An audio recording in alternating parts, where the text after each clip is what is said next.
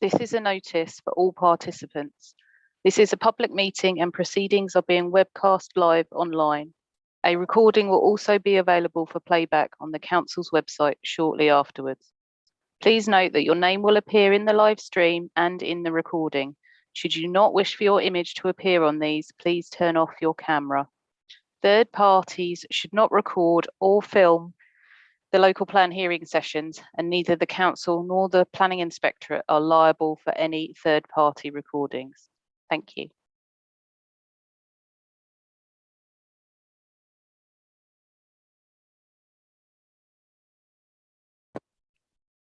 Okay, thank you, everybody. Just gone 2 o'clock, so we'll resume and continue. Charlotte, have we got everybody? Do we think we need? I know there's a minor technical hitch, I think, with starting the meeting, people logging out, logging back in, but do we think we've got everybody pretty much? Yes, I believe everybody's in the room. Yeah. Okay, good stuff. Okay, we'll resume and continue then. So the next part of the hearing I want to talk about is highways, and we talked about highways yesterday in the context of Chudley Village, and there may well be some crossover with this session as well. The first point on the agenda really was to consider the effects of the proposed development, including cumulative impacts on the highway network, having particular regard to the A228. And then the second part of this, which is a little bit of a recurring theme, is whether or not it's clear to users of the plan what highway improvements are needed, by whom and when. So in terms of highway improvements concentrating on the A228 in particular then, what I just want to start to understand and get to the bottom of is two essential pieces of infrastructure that we've talked about in previous sessions. Firstly, there's works around Colts Hill and the Colts Hill bypass, and then there's the 5 Oak Green bypass. And within the submission plan, I think it's point 12, it says that highway improvements and mitigation measures must be provided, included on and offline works to the A228, a new highway to bypass around 5 Oak Green. And I think just by way of clarification, yesterday we talked about the 5 Oak Green bypass as being required for Chudley Village. Is that right? Is it just a Chudley Village scheme that brings that requirement? Yeah. So it is just 5 Oak Green, and the council accepts that requirement within policy STR SS1 should be deleted for the new bypass around 5 Oak Green.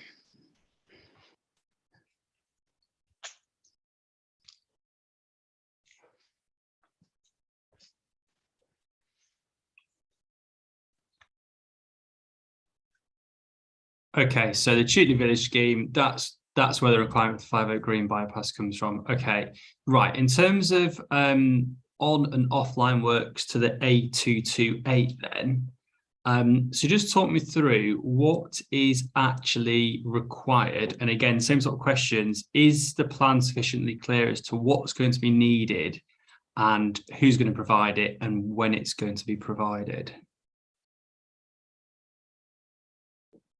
Okay, so I'll kick off in terms of what's in the plan and how it's clear, but obviously any technical information in terms of the rationale from a transport perspective, I will pass over to colleagues.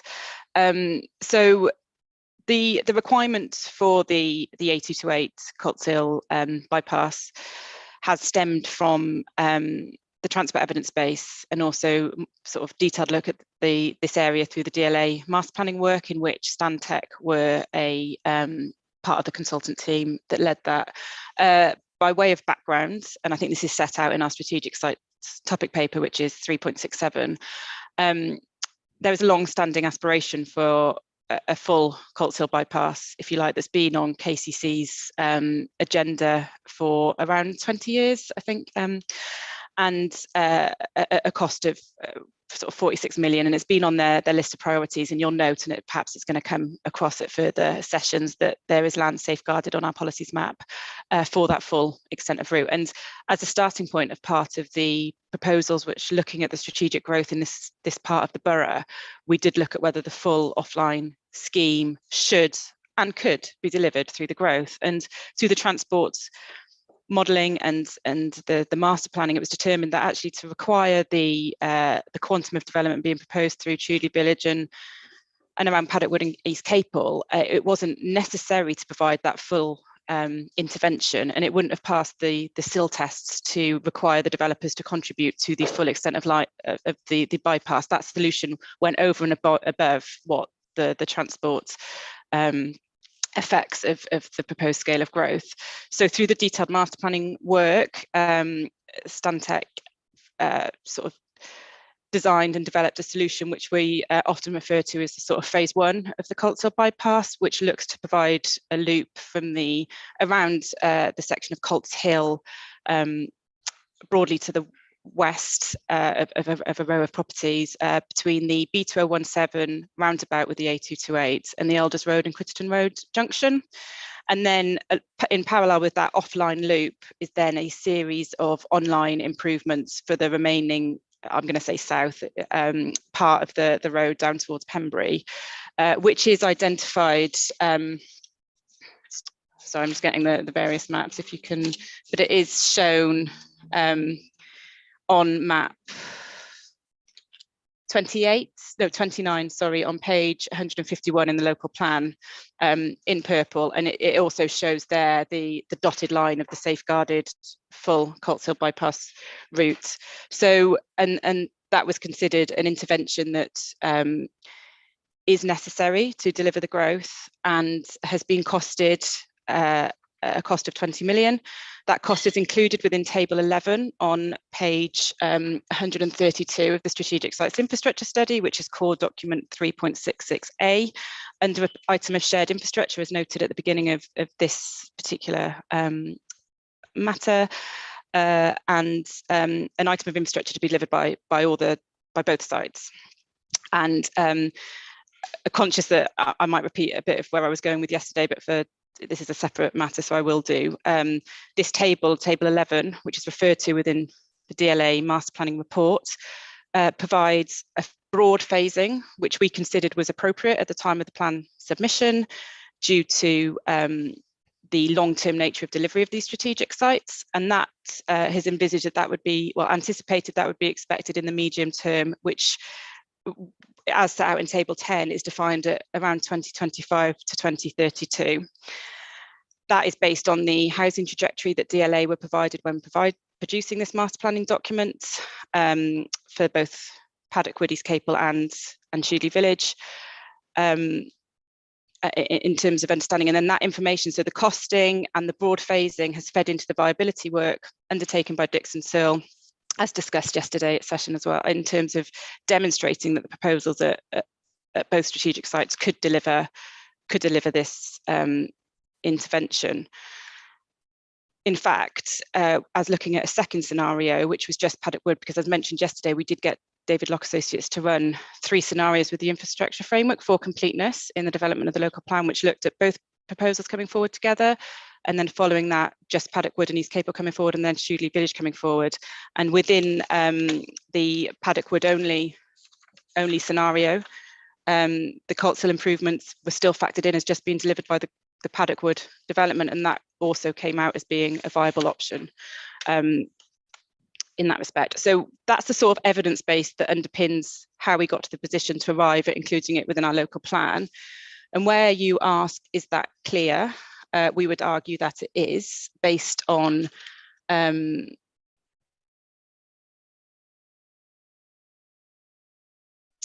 local, in the policy, the key policy STR SS1. So we do say at item 7, or criterion 7, sorry, that we will secure the phased delivery of highway and transport infrastructure, including on and off line improvements to the A228 around Colts Hill. And then obviously, going back to your first question, we need to amend the bit that talks about the Five Green bypass. And then it refers to maps 29 and 33, and that is shown into places because it's also shown in the Chudley Village section, but again, that can probably be tidied up. And then under section 15, it seeks exactly the developer contributions that we would be seeking through these developments. And it does list the sort of key headlines in that figure, and that does refer to the A228, but importantly, it links back to the Strategic Sites Infrastructure and Master Planning Study, which is core document 3.66, that table that I've just been referring to, table 11, which sets out all the contributions we would be seeking to secure in relation to this development through this policy.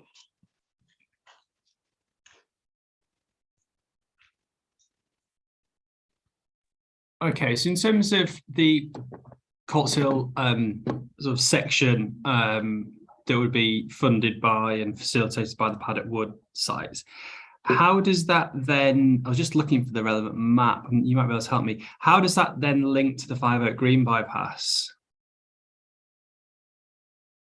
Is there a map that shows them both? And I was looking at the policies map, but they sort of go between both of them. Is there a map anywhere that's maybe a good one to look at for everyone? It might be map 30. Oh. Sorry, Hannah, I was just going to say it's figure 25 in CD 3.66A, which is the Master Planning and Infrastructure Study. There's a diagram on that page, and item 22 is the Five Oak Green bypass. So it shows the complete picture. Within the local, oh, sorry, Joe. What page? Sorry? What page was that? Sorry, just on the 131.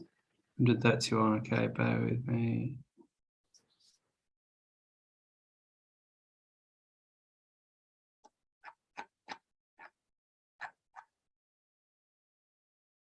Yeah, okay, got it. So how then will the two schemes link together? So we talked yesterday about the Five Oak Green bypass, and you mentioned yesterday that you'd be looking at some sort of indicative phasing and delivery. And we talked, I think, yesterday about, you said, you know, potentially come forward, you know, around the 900 dwelling mark at Tudor Village. So the Five Oak Green bypass, what will that connect to? Will that connect to this offline work that we're talking about now around Colts Hill, or will it connect directly to the A228? I will let Mr. Lewis answer that one, but just to confirm, just following your previous query, it's map 33 within the local plan that also shows that connection, and that's on page 165.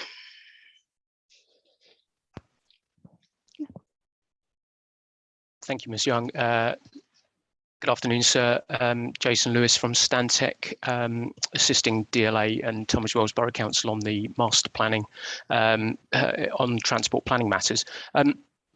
It's worth noting that if you look at the drawing just mentioned by Ms. Young, the scheme can be phased in such a way that the Five Oak Green bypass needn't have a full a connection to a fully realised Colts Hill bypass works. The Five Oak Green section of the work can link to its first roundabout at the southeastern end, and then onwards to the existing 228 by a short section of Link Road that joins in with the existing Crittenden Road, Alders Road junction. So therefore, it's not necessary to completely rely on the entire Colts Hill. Obviously, this is a matter of phasing and a matter of more detailed work later on, but there is the potential for that to take place in a phased manner as described. Because yesterday we talked about some of the reasons for these sort of big ticket items of infrastructure, you know, bypasses, etc. And you mentioned that the A228, and correct me if I'm wrong, trying to think yesterday, you said from the roundabout, from the where the A228 and the B2017 meet, so that's in effect at the sort of southwest corner of the allocation at East Capel and Paddock Wood. You travel south along the A228, and I think you were talking yesterday about essentially that's you know, the alignment of the road it's a dangerous stretch of road, and that was one of the reasons why you're looking to have this, in effect, this new route.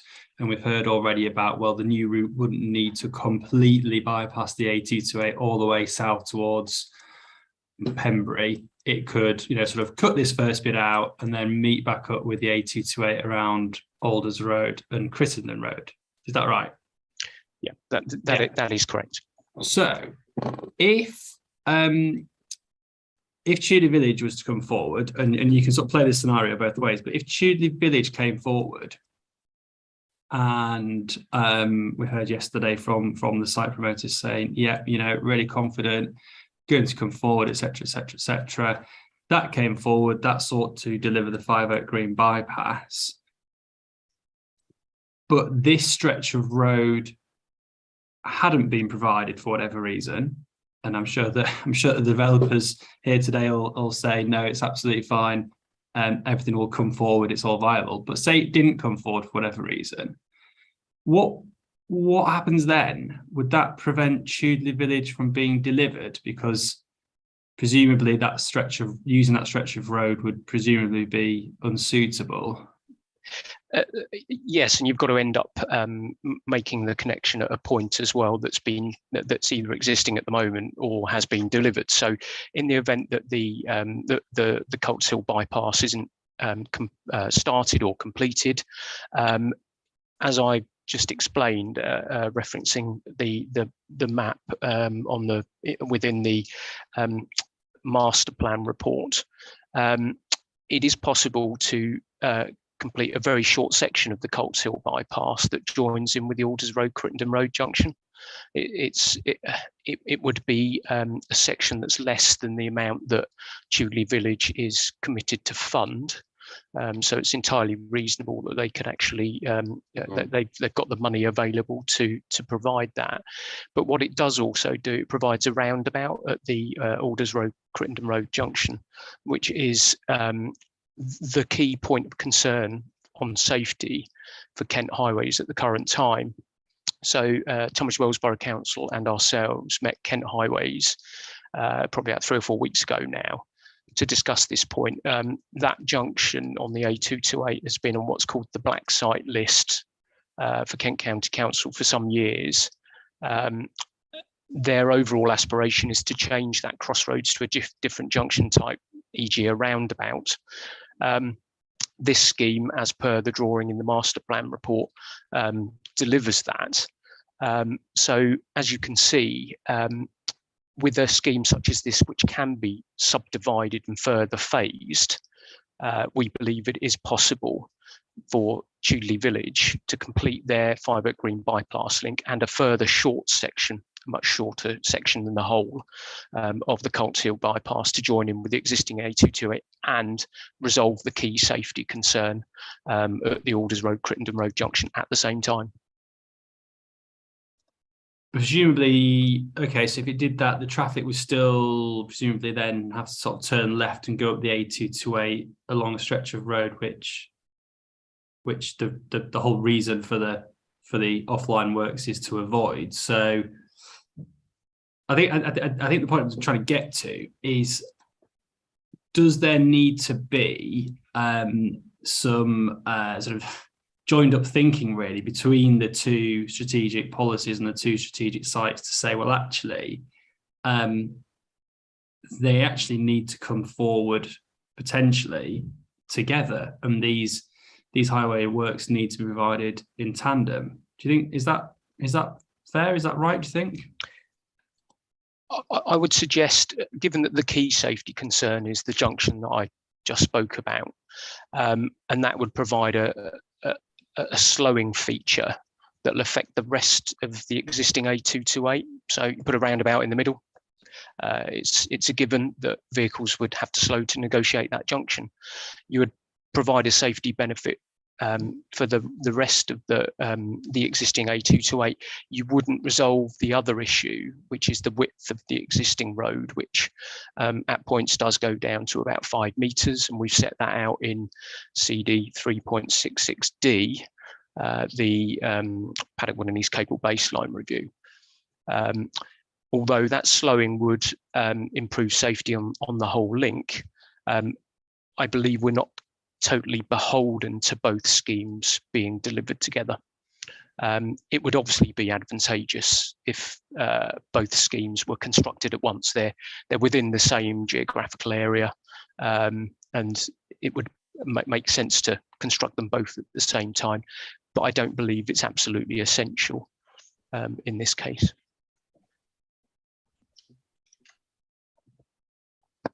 And the same question sort of in reverse then. So say, for example, Tudor Village didn't come forward as expected, and the CPO and everything associated with the 5 Oak Green bypass didn't come forward as expected.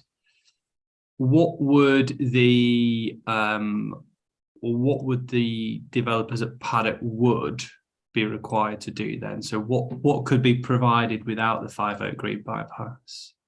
The issue then becomes the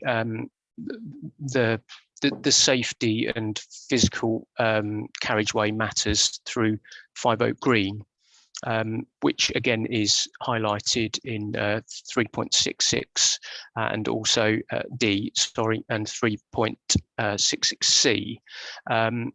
We noted that the existing carriageway width goes down to about 4.5 metres because of parking, and we've got very narrow footway widths through the village, which is provides for constraints for additional traffic through the B2017. But we've highlighted in the policy funding and a scheme requirement to put in traffic measures to dissuade vehicles from using the B0217 in the interim period. Oh, sorry, no, I think sorry, it may be the way I asked the question. So what I was saying is, you've said that if the stretch of road which bypasses the houses on Colts Hill doesn't come forward, but Tudor Village does, then you said, well, Tudor Village bypass, the 5 Oak Green bypass, could effectively continue forward and meet at the junction of Alders Lane and Criston Road, and they could put that new roundabout in. The question that I was asking is, what happens if the 5 Oak Green bypass doesn't come forward because of issues with regard to the deliverability of Tudor Village? So Tudor Village doesn't come forward for whatever reason. Paddock Wood sites do, and the developers around the table today saying, yeah, we're cracking on, and we've got plan applications in and Section 106 agreements signed. The stretch of road that goes to meet the 5 Oak Green bypass, they would say, yeah, you've got to provide that. Who then provides the bit? It's really difficult to explain without pointing to it on a map. Who then provides the bit to Alders Road and Critterton Road and puts that roundabout in? So just to confirm, we've tested the scenario if Tudor Village doesn't come forward, and Paddock Wood would still provide the Colts Hill bypass online and offline works as part of the development. So that would be required to come forward by Paddock Wood development alone. But if Tudor Village comes forward alongside, they would contribute as a shared item of infrastructure. But it's funded, and that's gone through the viability and the stage 2 viability assessment, and it can be entirely funded through the developer contributions. Hang on, so you said that Tudor Village would contribute. Is that just to the junction around Alders Lane and Criston Road then? Because obviously before you said that Tudor Village wouldn't contribute. No, so I'm worried now we're getting our wires crossed. So the Colts Hill bypass as an intervention is required to serve both allocations. Should Tudor Village not come forward, it will still be required to serve Paddock Wood. And that scenario has been tested through the viability appraisal. So it will be a requirement of Paddock Wood to come forward, whether or not Tudor Village comes forward. That's gone through the viability and it's come out as viable. Yeah. So apologies, I may have misinterpreted. Essentially, you said that the sort of the critical part is the new junction around Alders Road and Criston. You said it was on the blacklist of Kent County Council, and they really need to address this this junction. I guess ultimately, who's going to be providing the money to put that junction in place? Is it coming from and as part of the 5 Oak Green bypass, or is it coming from and is part of the Colts Hill bypass?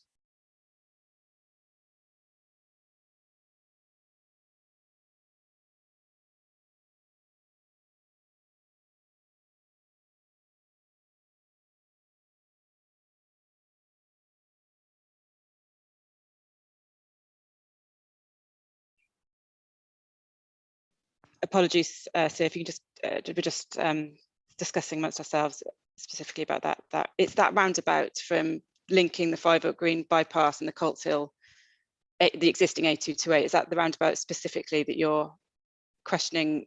Essentially, is that covered in the 5 Oak Green costs or the Colts Hill bypass? Yeah, costs? so obviously, yeah, you said where the A228 meets Christendom Road and Alders Road. Obviously, the junctions are staggered, aren't they? Yeah. And what your colleague said was that's the key safety issue. Okay. Now, what you're proposing there is for want of a better word and being quite blunt, sorting all of that out and creating a new point of access on the A228. Now, on the maps that are shown, you've got both the 5 Oak Green bypass and the Colts Hill bypass meet, they converge, and then they both join the A228 at that point. Yeah. Yeah. Yes, they do. I was just trying to... Yeah. So whose responsibility or where's the funding going to come from? It sounds like that's the key to this, is actually sorting that junction out, putting new putting a new, presumably, I don't know, roundabout on, I don't know. Whose scheme is going to be responsible for doing that? Yeah, so I think it's both that are responsible for building that roundabout. But yeah, so and going back it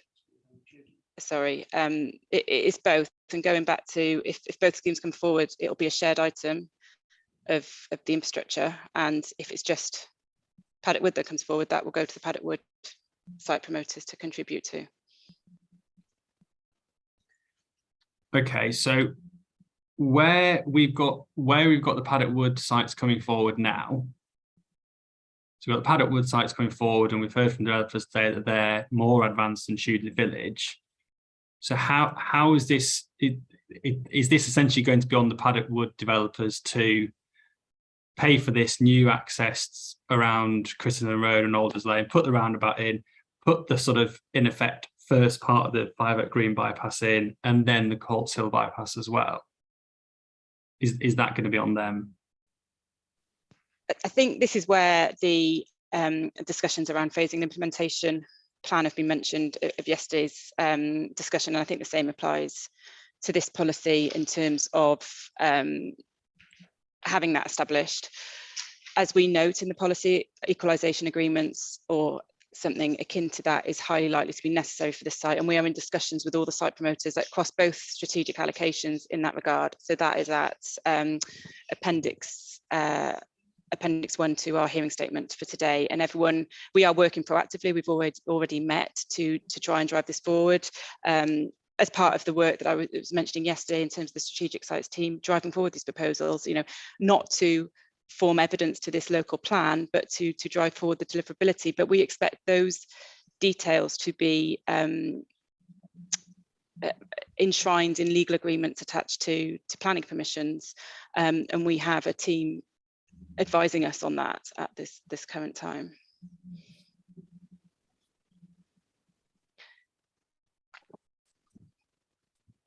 But to confirm the phasing, and we mentioned yesterday the broad phasing fed into the stage 2 viability testing. We've had more refined triggers through the more detailed work we are doing on deliverability, albeit, as we mentioned, they do remain high level because so much can change over the next 15 years and the approach that we'd like to take in terms of monitor and manage. But both the broad assumptions and the more detailed, so the broad assumptions are shown in the viability stage 2 report. We did some sensitivity testing to provide comfort to ourselves ahead of examination on the more detailed triggers.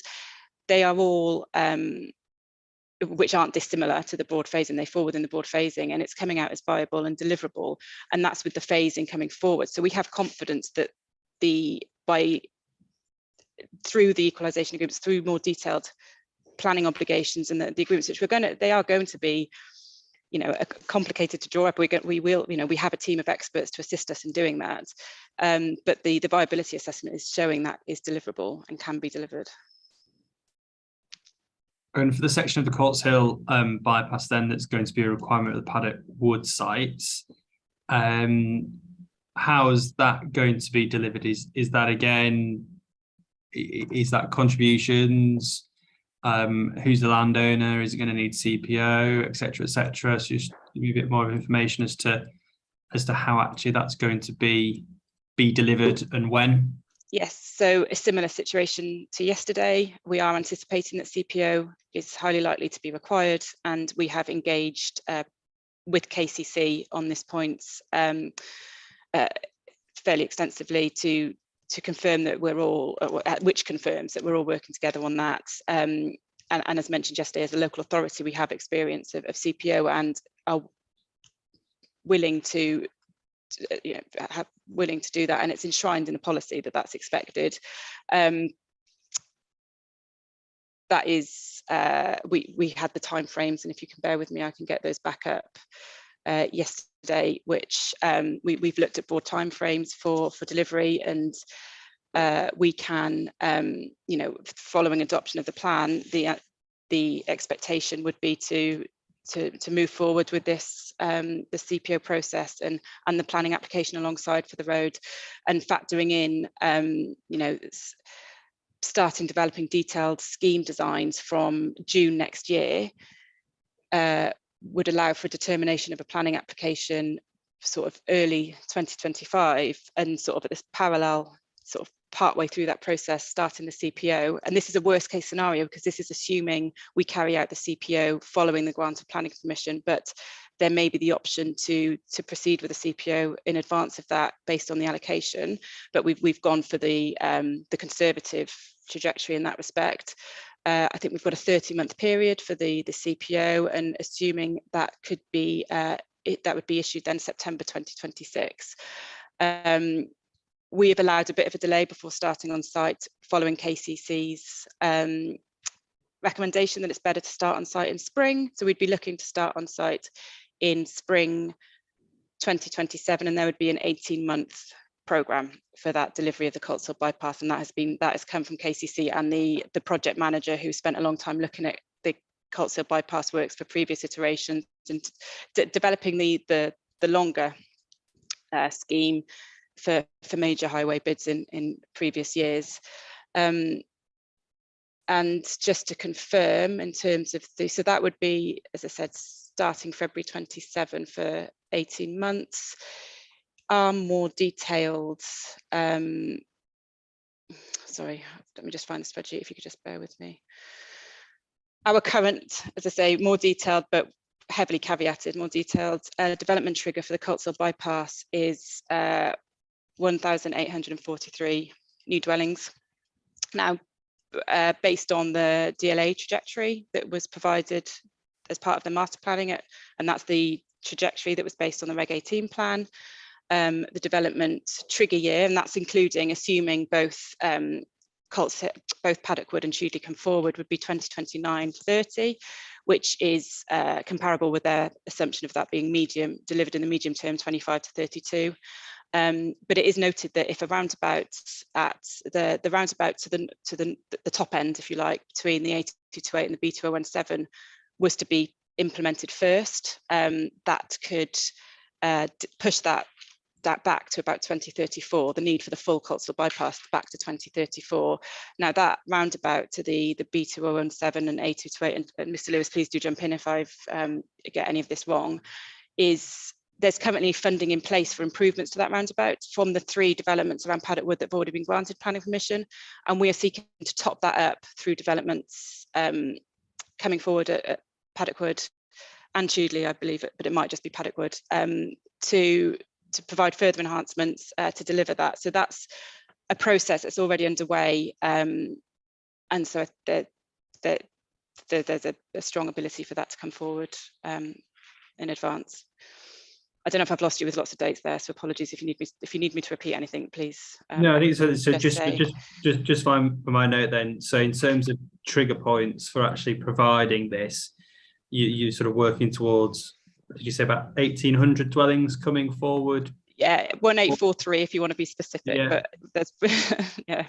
So it's about 1,800, and obviously because whilst this is a shared item of infrastructure, those dates are given have been based on the trajectory assumed through the DLA work of both sites coming forward.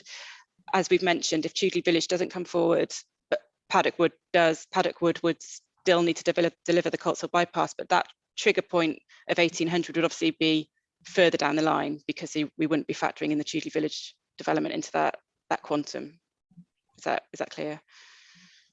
And just in terms of, obviously you've said that the 5 Oak Green bypass is a requirement of the Chudley Village scheme. So yesterday we talked a lot about the Chudley Village scheme and potential coalescence, and we'll come on to talk about these points. But one of the issues we talked about was the location of the school at Chudley Village. So the proposed secondary school.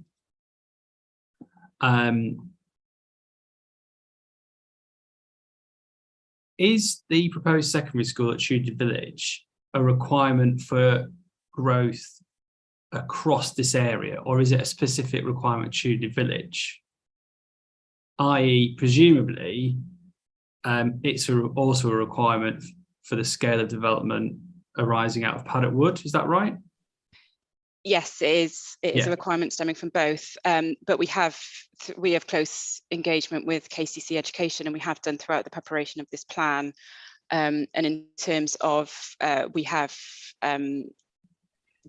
this is what is in our plan is what's required from both developments, but we do discuss sort of provision should Chudley Village not come forward, because the secondary school is reliant on the allocation at Chudley Village. And so just sort of taking a step back and thinking about the geography of the area and how people move around and etc. So if the secondary school at Chudley Village isn't provided until a much later stage or a much later phase in the Chudley Village scheme, and if Chudley Village lags behind Paddock Wood, and there's been lots of representations to suggest that that's the case, that the Paddock Wood sites are more advanced, where then do school children go from Paddock Wood? So the school at Chudley Village hasn't yet been built, but the Paddock Wood sites have been progressing, they're further along the line. Where then do those children go? So I think there's a couple of sort of points to this question. The first it leads back to the inclusion of a phasing and implementation plan that could establish that and provide greater certainty. So we have a trigger from KCC Direct of where they anticipate at this moment in time the secondary school will need to be provided, and that's based on 2,163 dwellings across both sites.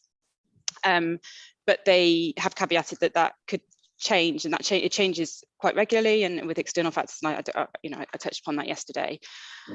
KCC have always said that if the need, they will deliver schools when the need comes forward, and they will push forward and progress. So we would be closely monitoring that with them. So we have confidence that this can be delivered at the point that it will be required to do so. Do you want to add anything? So the other point is that some of the growth at Paddock Wood, in terms of either earlier growth, particularly earlier growth, will be accommodated through the expansion of Maskell's, which is the existing secondary school at Paddock Wood. So that growth, if Chudley weren't to come forward, or if Chudley is delayed in coming forward, then initial growth at Paddock Wood can be, in terms of secondary school children, can be accommodated through some expansion at Maskell's Academy, which is the secondary school located in Paddock Wood.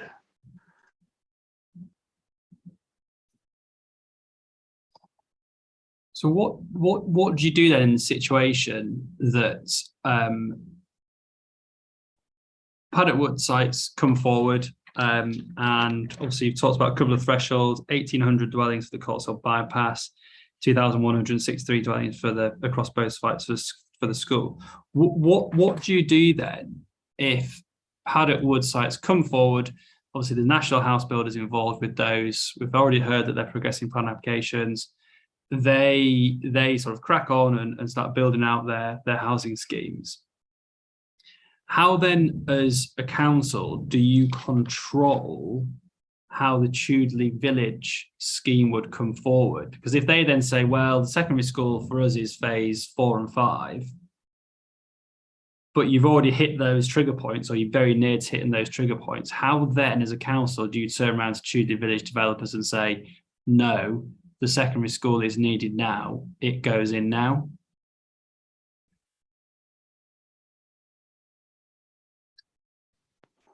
So in terms of limiting occupations, if you like, or limiting, a lot of this goes back to the phasing and delivery point, which both Ms Young and Mr Shadarivian have mentioned previously, and we've set out that we're looking to draft the so there is, through essentially monitoring the progress of Chudley, together with working closely with Kent County Council, there's the ability to limit through the planning application process growth dependent, so that it is dependent on the provision of suitable education facilities. Ideally, that would be at Chudley, and that the as you said yesterday, the promoters at Chudley were very clear about, and their confidence about things coming forward quickly. If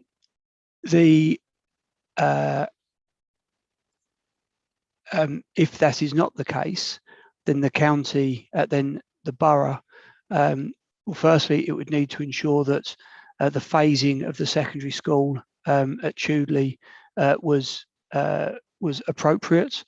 It wasn't too late in the process, and again to be controlled through the planning application process. The second is through the close liaison with the Education Authority, for them to acquire the land and receive the contributions to construct the school, or indeed part of the school. We know that education facilities are often, whilst the land will be provided for their ultimate full size, they are often only constructed at a part size during initial years, and subsequently are expanded, and some of that is to do with the catchment areas and pupil, the approaches that the schools operate in terms of new children starting there, and that can, what the Education Authority have explained to me previously is that if they open a full school, if they build a full school and open it too early in a process, then the children that will go to it will be drawn from elsewhere, and then through the fact that there's sibling preference, it means that in later stages, children from the locality, i.e. from the new development, would not be able to be accepted to the school, and therefore there's very often a phased approach.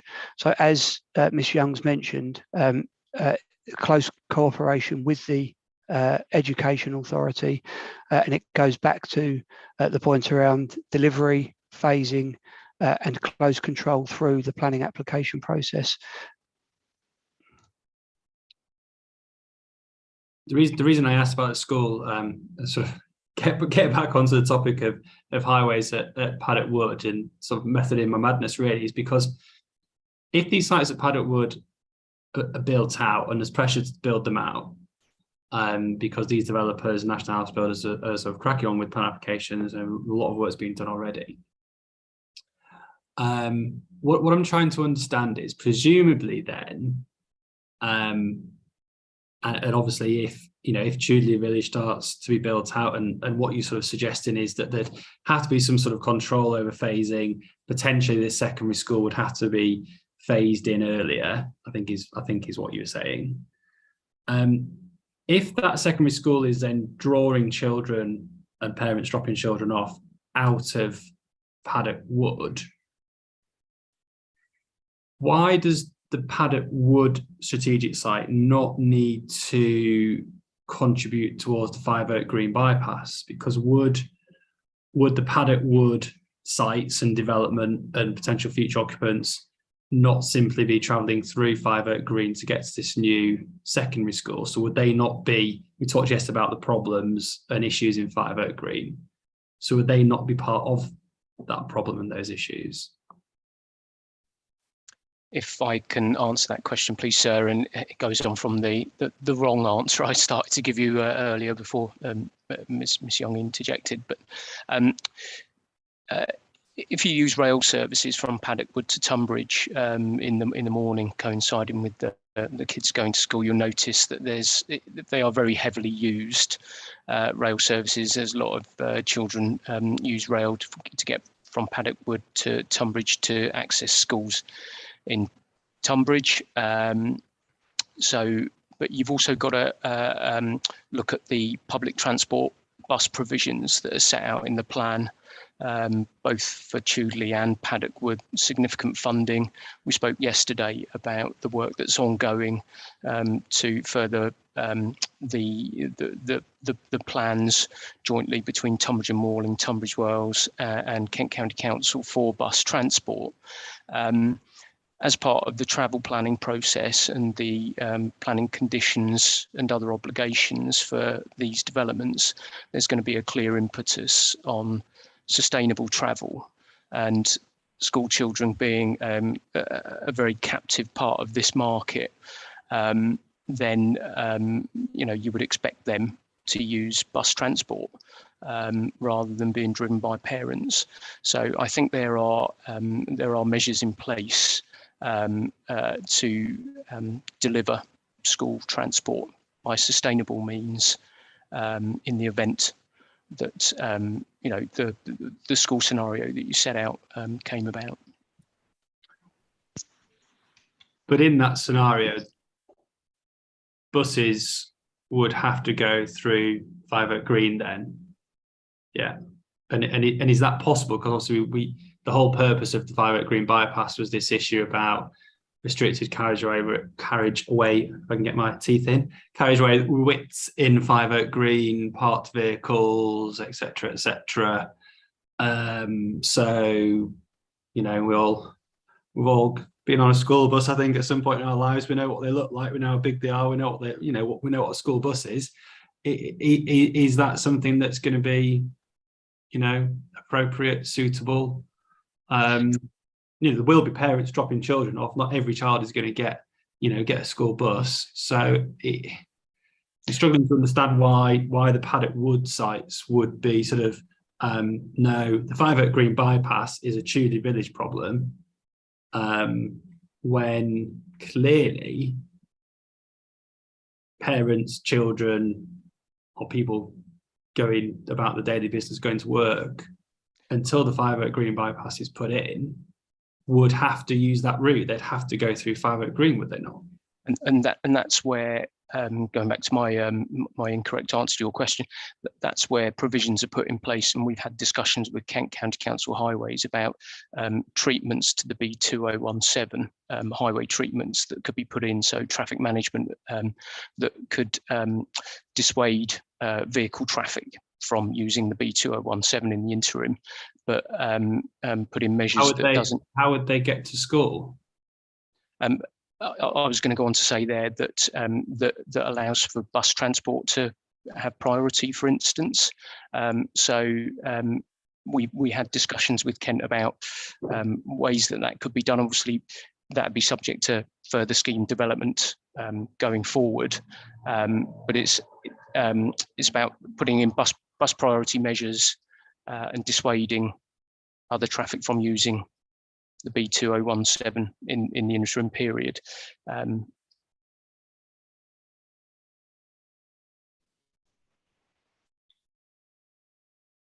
Just to add to that, looking at the triggers, and I know I've provided these to you already, sir, but all things being equal as per the housing trajectory, the Reg 18 housing trajectory, the secondary school is anticipated to need to be delivered in 2032-33, and the 5 Oak Green bypass is anticipated ahead of that. So it's anticipated that would come forward first, but I appreciate sort of the discussions over any delays to one site or the other.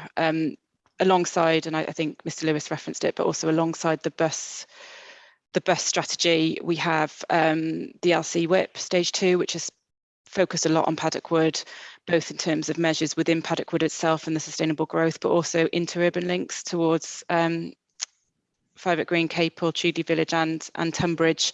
Has identified a number of options. That's all within the stage 2 report, and those have been costed, are part of the infrastructure framework, and they are short-term measures to be delivered upfront in the process to embed those sustainable transport initiatives as per the contributions to bus services. They've gone through the viability assessment and would be delivered early on. Just finally from me then, before I open this up to other people, do you think then that there needs to be, I guess your answer is no, because it's not in the submitted plan, but why does the submitted plan, when you've got, you've got a site at Chudley Village that is seeking to deliver a secondary school that's going to serve Chudley Village, but also growth in Paddock Wood. And then you've obviously got the sports facilities in Paddock Wood, which will be presumably clearly used by other people in Chudley Village. Does there not need to be some sort of overarching mechanism requirement that ties this all together, so you don't get these scenarios where developments going forward at Paddock Wood, because we know that there's national house builders involved in them, and then you reach this situation where you think, okay, well, the school that was needed to serve these developments is part of another development that isn't coming forward as fast. Do you not think that the plan needs to somehow tie this all together?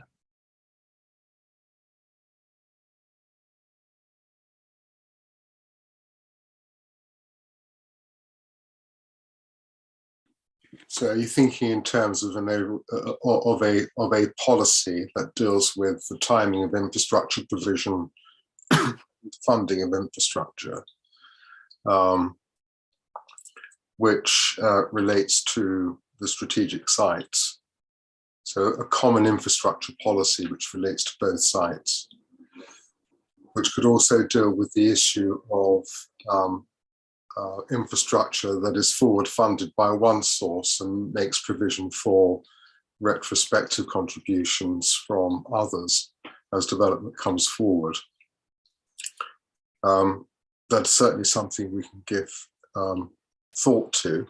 And that's not because it requires any new evidence. It's simply a means of bringing the control elements together under one contributions and infrastructure policy, which is common to the strategic sites, and will give greater power, you must excuse my throat, and give greater power to the local authority when determining applications and making requirements of developers, to make sure there is an integrated and coordinated approach. So it seems that is something we can give consideration to. So essentially it means sort of stripping out and reformulating just in order to bring the enhanced cohesion, as it were, between the allocations. Let's hear from some other people. Ms. Ashton, we'll start with you, please. Thank you, sir. I've been desperate wanting to get in. I just wanted to clarify something on the education front, if I may, purely because I think you need to have regard to, again, what policy STRSS1 actually says, in as much as it says in item 15C, include provision for primary and secondary education provision.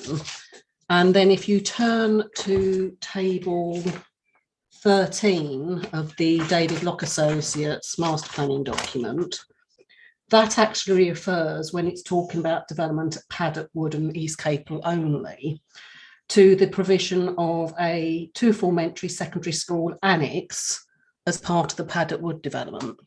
Now, within the land that is controlled by my clients, they control the land that provides for that annex accommodation. So technically, there is the ability within the Paddock Wood developments to provide for secondary education provision up to a point that provides sufficient capacity prior to the opening of the 5 Oak Green bypass. So whilst I hear what has just been said, I don't actually think you need a phasing trigger within the policy that addresses this point, because it is actually addressed if you cross-reference the policy to the David Locke document, and that is our understanding of the situation, and that is the premise upon which our application is moving forward. I don't know if that helps you or not. I just thought I wanted to lay it out there. Just in the David Locke Associates, do you say table 13? Yeah, it's in table 13 on page 139. It's right at the top of 139 when it talks about education. And the second bullet point down, two-form secondary education, school annex D, medium term. And their medium term, if you go back to table 10 on page 130, would be between 2025 and 2032. So that could be in advance of the 5 Oak Green bypass.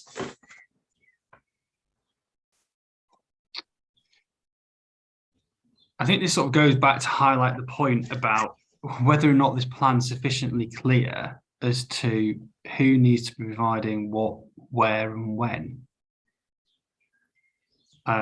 Because obviously the policy as submitted, you'd go to the policy, so you'd go to policy STRSS1. So where in that then does it talk about schools and what's actually needed? Under item 15C, which is on page 148. So 15C just says secure develop contributions for strategic growth in this area and Tudor Village asset and the master planning document to include, and then we go down primary secondary education. So again, it's not clear to me that the strategy is, well, we're actually going to have this additional expansion of provision in Paddock Wood, and then the rest of the development of Paddock Wood is going to be reliant upon this new secondary school at Tudor Village. If so, when? What are the triggers? And it goes back to the point that I think local residents have been making about, okay, well, the first application comes along, we'll sign a 106, we'll contribute to the expansion of the existing provision.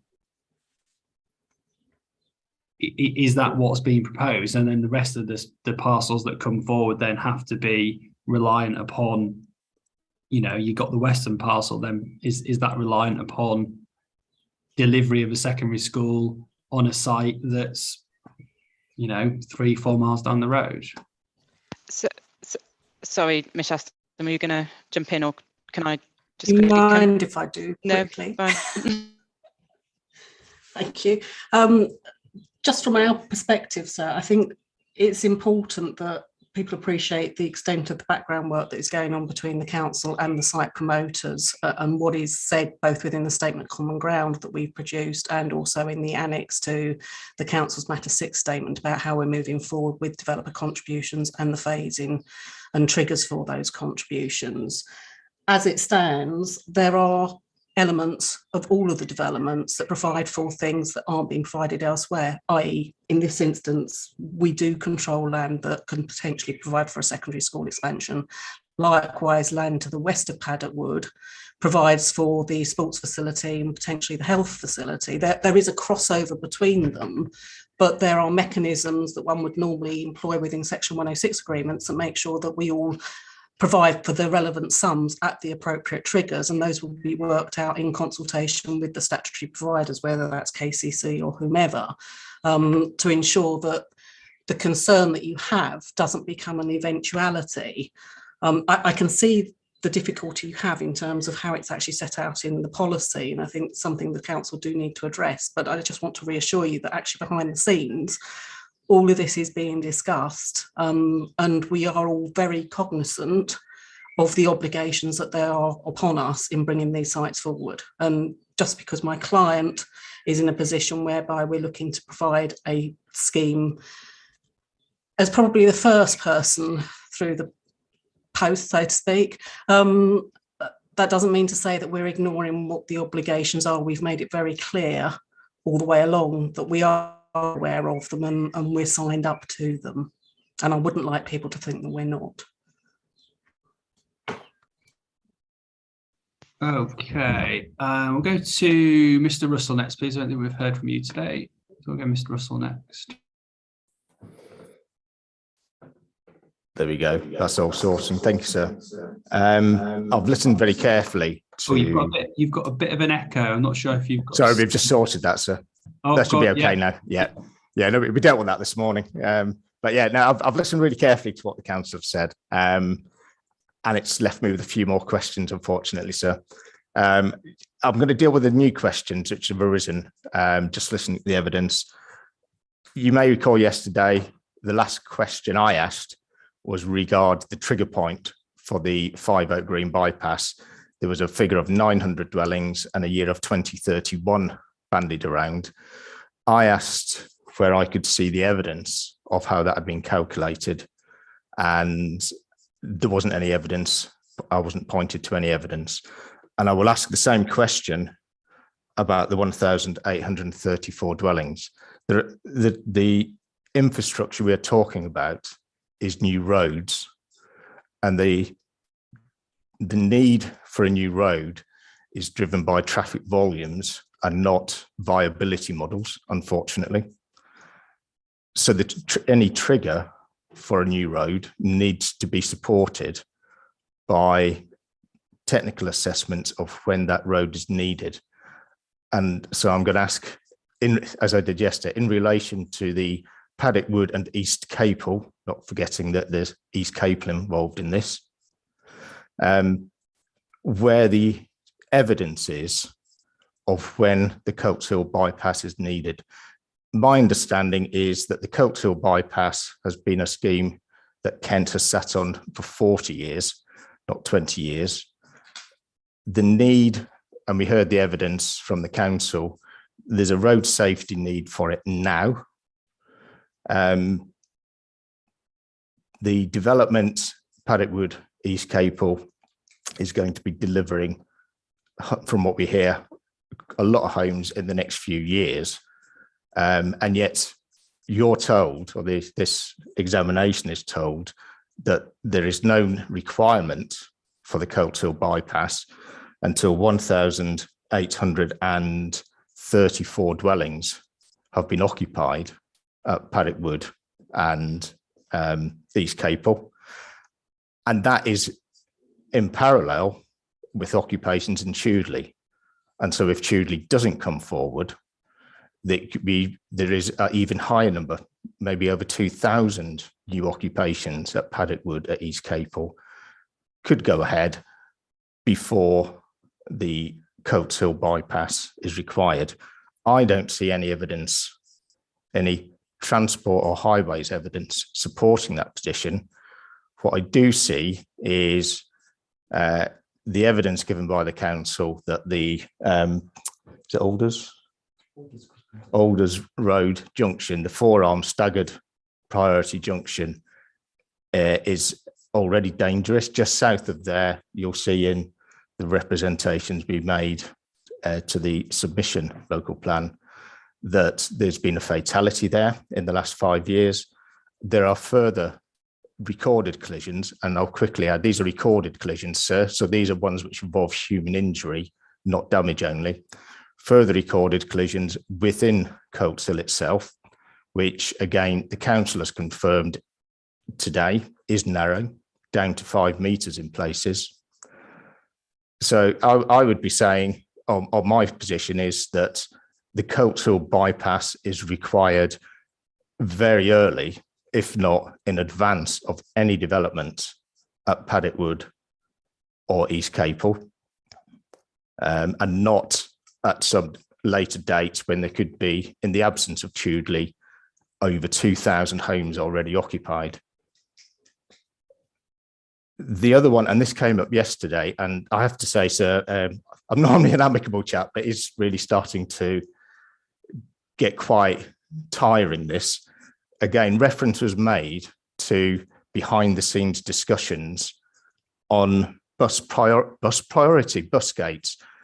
There is no evidence in front of this examination that any of this will be delivered. Yesterday, I was able to take you to part of the evidence base about frequencies of buses in relation to Tudley. Today, I'm unable to take you to any evidence of what bus measures, public transport measures will look like in relation to Paddock Wood and East Capel. And so I do have to ask that if you're to place any weight on what the council is saying regarding discussions on public transport behind the scenes, we do need to see that at this examination so that it can be tested.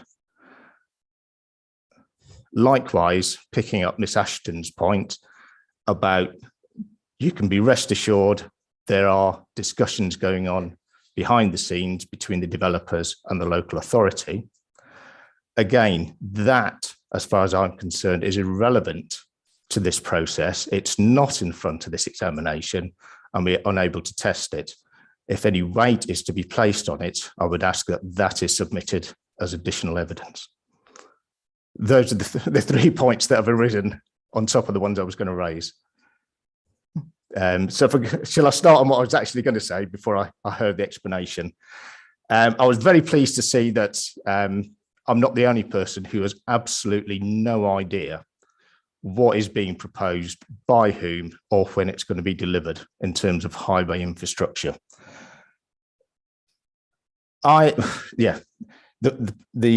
The transport assessment work that I've seen tests the cumulative impacts where the Five Oak Green bypass and the Coltshill bypass, in whatever form it ends up in, are both implemented. What I haven't seen is a piecemeal delivery. You asked the very simple question that if only Tudley is responsible for delivering the Five Oak Green bypass and development policy is SS1 at Paddock Wood and East Capel does not come forward, who makes the connection onto the A228? Reasonably, you were told that the way the scheme has been designed, a link could be continued onto the A228. You asked the reverse question about the Coltshill bypass. However, I still don't know what the Coltshill bypass is and what the Five Oak Green bypass is from these answers, because there seems to be a shared bit at the end which might be delivered as part of the Coltshill bypass, or it might be delivered as part of the Five Oak Green bypass, but we don't know. I'm also unclear whether it's essential. I'll rephrase it. I think it is essential the Colts Hill bypass. And you've heard what I say about timing. Reading through the council's documents, I'm not convinced that the local plan has it as essential. If you look in the list in, where are we? STRSS3, it's identified as desirable. Desirable to me does not say essential. Some elements are seen as essential, but in the council's evidence, they say it is desirable. Equally, I'm not convinced by the wording of the policy. If I read out what it actually says, it says on and offline works to the A228. The A228, even within Tunbridge Wells, is a long section of road. Nowhere in the policy does it refer to the Colts Hill bypass. You raised the question this morning about somebody having to determine the planning application against the wording of the development plan. Well, the wording in this development plan as drafted does not place any requirement on there being a Colts Hill bypass, merely on and offline improvements to the A228.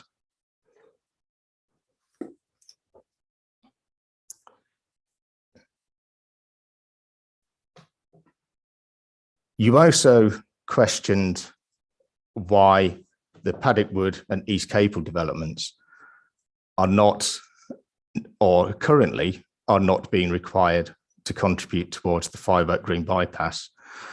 Again, so this is a change in the policy, the submission local plan, which, well, I won't read it out, requires it. And that is the local plan that we are testing. And I've not seen any other evidence submitted to explain why suddenly the 5 Oak Green bypass is not a requirement for the development of an excess of 3,000 dwellings at Paddock Wood and East Capel. Based on the council's own evidence, and we had this discussion yesterday about our concerns about the discrepancies, and we would say flaws in it. Even on their own evidence, there are between 400 and 500 vehicle movements along the B2017 during the morning peak hour alone. This is along the road that, as I explained to you yesterday, sir, the county council as highway authority clearly have concerns about, which is why they've erected unsuitable for HGV signs along that road. For context, a double-decker bus, and I know exactly the type of buses that school children tend to go to school on, unfortunately, a double-decker bus weighs 12 tonnes. Currently, Kent County Council are saying that the B2017 between the A26 at Tonbridge and the A228 at Paddock Wood is unsuitable for double-decker buses, vehicles that size, whether that's for narrowing or environmental reasons. That is the council's currently, the highway authority's current position. There's also a requirement, and you heard about all these secondary school children who will cycle from the far side of Paddock Wood through the countryside to get to a secondary school in Chudley. One of the cycle routes is along the B2017 between the A228 through 5 Oak Green and onto Chudley.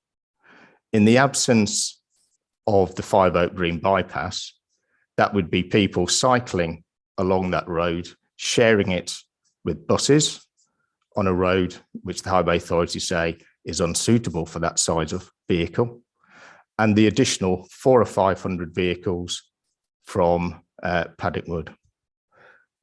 For all of these reasons, I would say that Paddock Wood and East Capel, the developments there are equally reliant on improvements along the B2017, which include the 5 Oak Green bypass, but also improvements between Chudley village itself and the A26.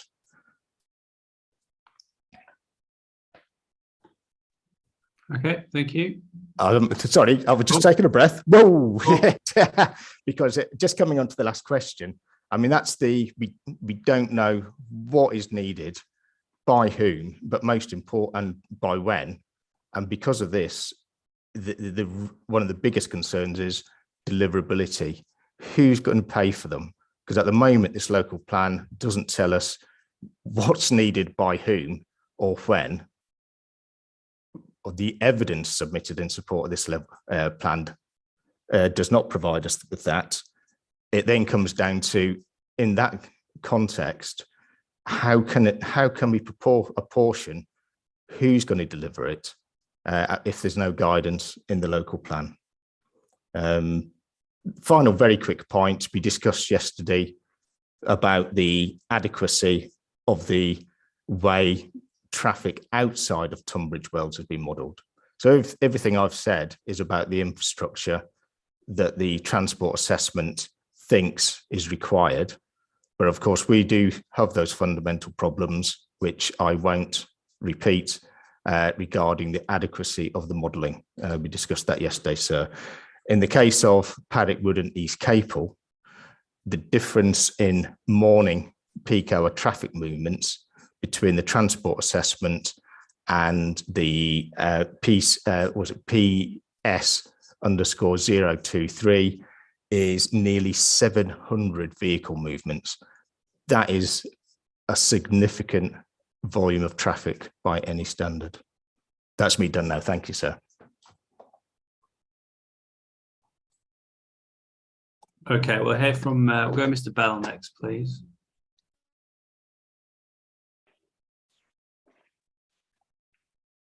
Thank you, sir. Just very quickly. Again, we find ourselves in the position that I raised this morning, that you are examining a local plan where, when you're asking pretty direct and straightforward questions, there isn't a straightforward or clear answer that's coming from the council.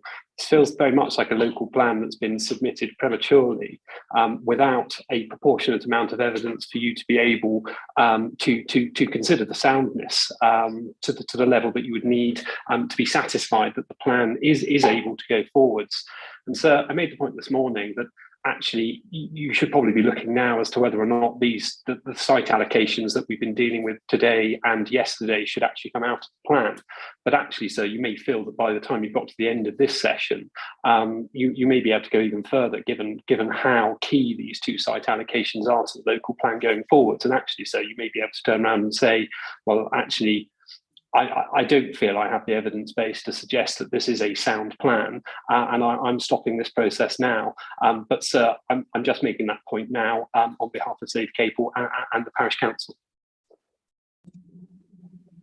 Mr. Sutton, please. We've been talking about the 828 in relation to Colts Hill. There's obviously the 828 which passes through the bottom of Colts Hill and up to the hop farm, and the hop farm obviously being in the next council. I see from the DLA assessment that there's a supposition that people in North Paddock Wood who want to access open fields for recreation, clearly the access point to the open fields is no longer the junction of Easton's Lane and Maidstone Road.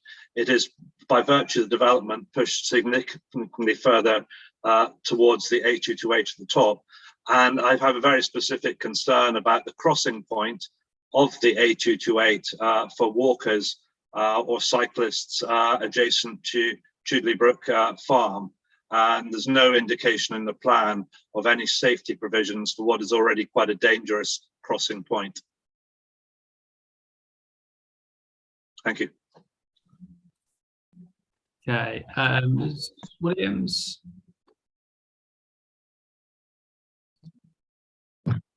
Thank you. I've got a few points to make. Hannah Young mentioned the proposed changes at the roundabout near 5 Oak Green. They are actually changes that are in the current plan for the 3 developments that are going ahead at the moment. There are junction improvement works proposed at either end of Badsall Road. So they're already costed, and the current developers have contributed towards those costs. We just don't know when they're going ahead. The one thing that Paddock Wood did ask for, we're really concerned in Paddock Wood about the volume of housing on the eastern side of Paddock Wood, and had discussed having a road going from Paddock Wood East up towards the Hop Farm roundabout, or the roundabout further north of that, because currently, I mean, I'm sitting here in my home office, there's a continual stream of traffic going up the B1 2160.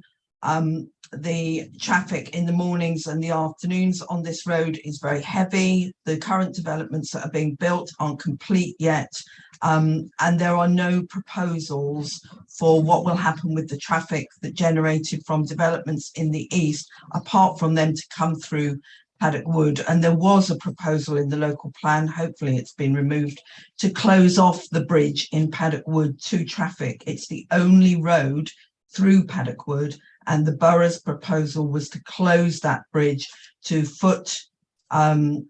people on foot, cycles and buses, which just seems like complete madness. The other issue in relation to schools, one of the things that's happened since this local plan's been developed is a secondary school in Cranbrook has been closed, and a lot of those children are being diverted to mass schools in Paddock Wood. I know some of the families personally, and those parents, because transportation is difficult between Cranbrook and Paddock Wood, they're actually driving their children across country to Paddock Wood to drop them off. So those pupils would also need to be taken into account. And I'm not sure whether they've been considered in the two-form expansion. Thank you. We'll go Mr. Moon next, please. Thank you, sir. The thing that really hits me and comes out at me on this is that whether you look at the improvements on the highways in tandem or in isolation. When I say that, if you look at in tandem with if the proposal goes ahead with the Chudley Village and the development in Paddock Wood to the east and even to the west, then they have mutual impact. But if one fails, then it has more impact, a major influence on that other element, either way. And I found it interesting in relation to the requirements of the Colts Hill bypass. Now, historically, that improvement has been rightly going on for some number of years, has been consistently put back. And one of the comments was made, is any of this absolutely essential? Well, it all comes down to deliverability and cost. And one concerns I've got is that in the near future, certain elements of budgetary control in KCC could be limited and then could be maybe directed more at developers to provide these improvements, which may have benefit from more than one area than another. One area I feel that has been overlooked is if it doesn't go ahead in Chudley Village, then one element of access into Paddock Wood is Gedges Hill. Now, if you're talking about suitability of the road, that would definitely need improving. If you have more increased housing to the east of Paddock Wood, and indeed to the north and the east, the west, towards Chudley and Capel. So I think it needs to be clear that if one element does not go ahead, and mention has already been mentioned about Chudley Village, then there should be, even at worst, a review of how all those elements will affect Paddock Wood. You mentioned the school, and that's a good point, because if you take this new school that was envisaged, it's probably nearer Tunbridge, that catchment area, the A26, the A21, than Paddock Wood. So if that doesn't go ahead, the school there, then all that traffic will come into Paddock Wood, all that catchment area will be salt there, and that will come in from the Badsall Road, and maybe even from the north, Matfield and Gedges Hill. So I think this is a crucial element of the draft local plan. And like this morning, there is a reasonable sort of doubt there in my mind that is it feasible and deliverable for all the communities, both Capel and Paddock Wood. And I don't want to get in a scenario of directing one to the other, because we all have mutual considerations here in the highways improvements. But I think it should be looked at more carefully, that if one element doesn't work, how will that really affect maybe Paddock Wood? Okay, thank you. Go to Maggie Fenton next, please. Good afternoon, sir. Thank you. I was very intrigued by this roundabout. If there is an issue at Colts Hill, at the Crittenden Alders junction. Last year, KCC Highways asked the council to contact the landowners there so that we could put in an escape lane because of the safety issue. KCC had approached them and nobody was willing to donate their land. I just wanted to point out that that sounds like this roundabout is going to need an awful lot of CPOs as well. I'm a bit of a dinosaur, a bit like Mr. Boone. I've lived in the area for 40 years. I marched up and down for Colts Hill in 1993, lived in Paddock since 83. This road was vital, according to KCC in 2004. It's been supported by every MP we've had. Greg Clark at the minute chairs a committee on the Colts Hill bypass improvements. We've been promised all these things before. When I first moved 40 years ago to the area, the infrastructure was supposed to be put in place for Transvisa, which you might know was the largest distribution centre in Europe at the time. We're still waiting. Essentially, the A228 was a B road. It was made into an A road because we would then get the funding for the bypass. So as you can see, there's a long history to this, and all of a sudden it's desirable. How can it be desirable when over 40 years it has been near the top of the list because it's a strategic link and we need some significant road improvements in the area? And it's not going to be helped by 7,000 new homes within the area. Thank you.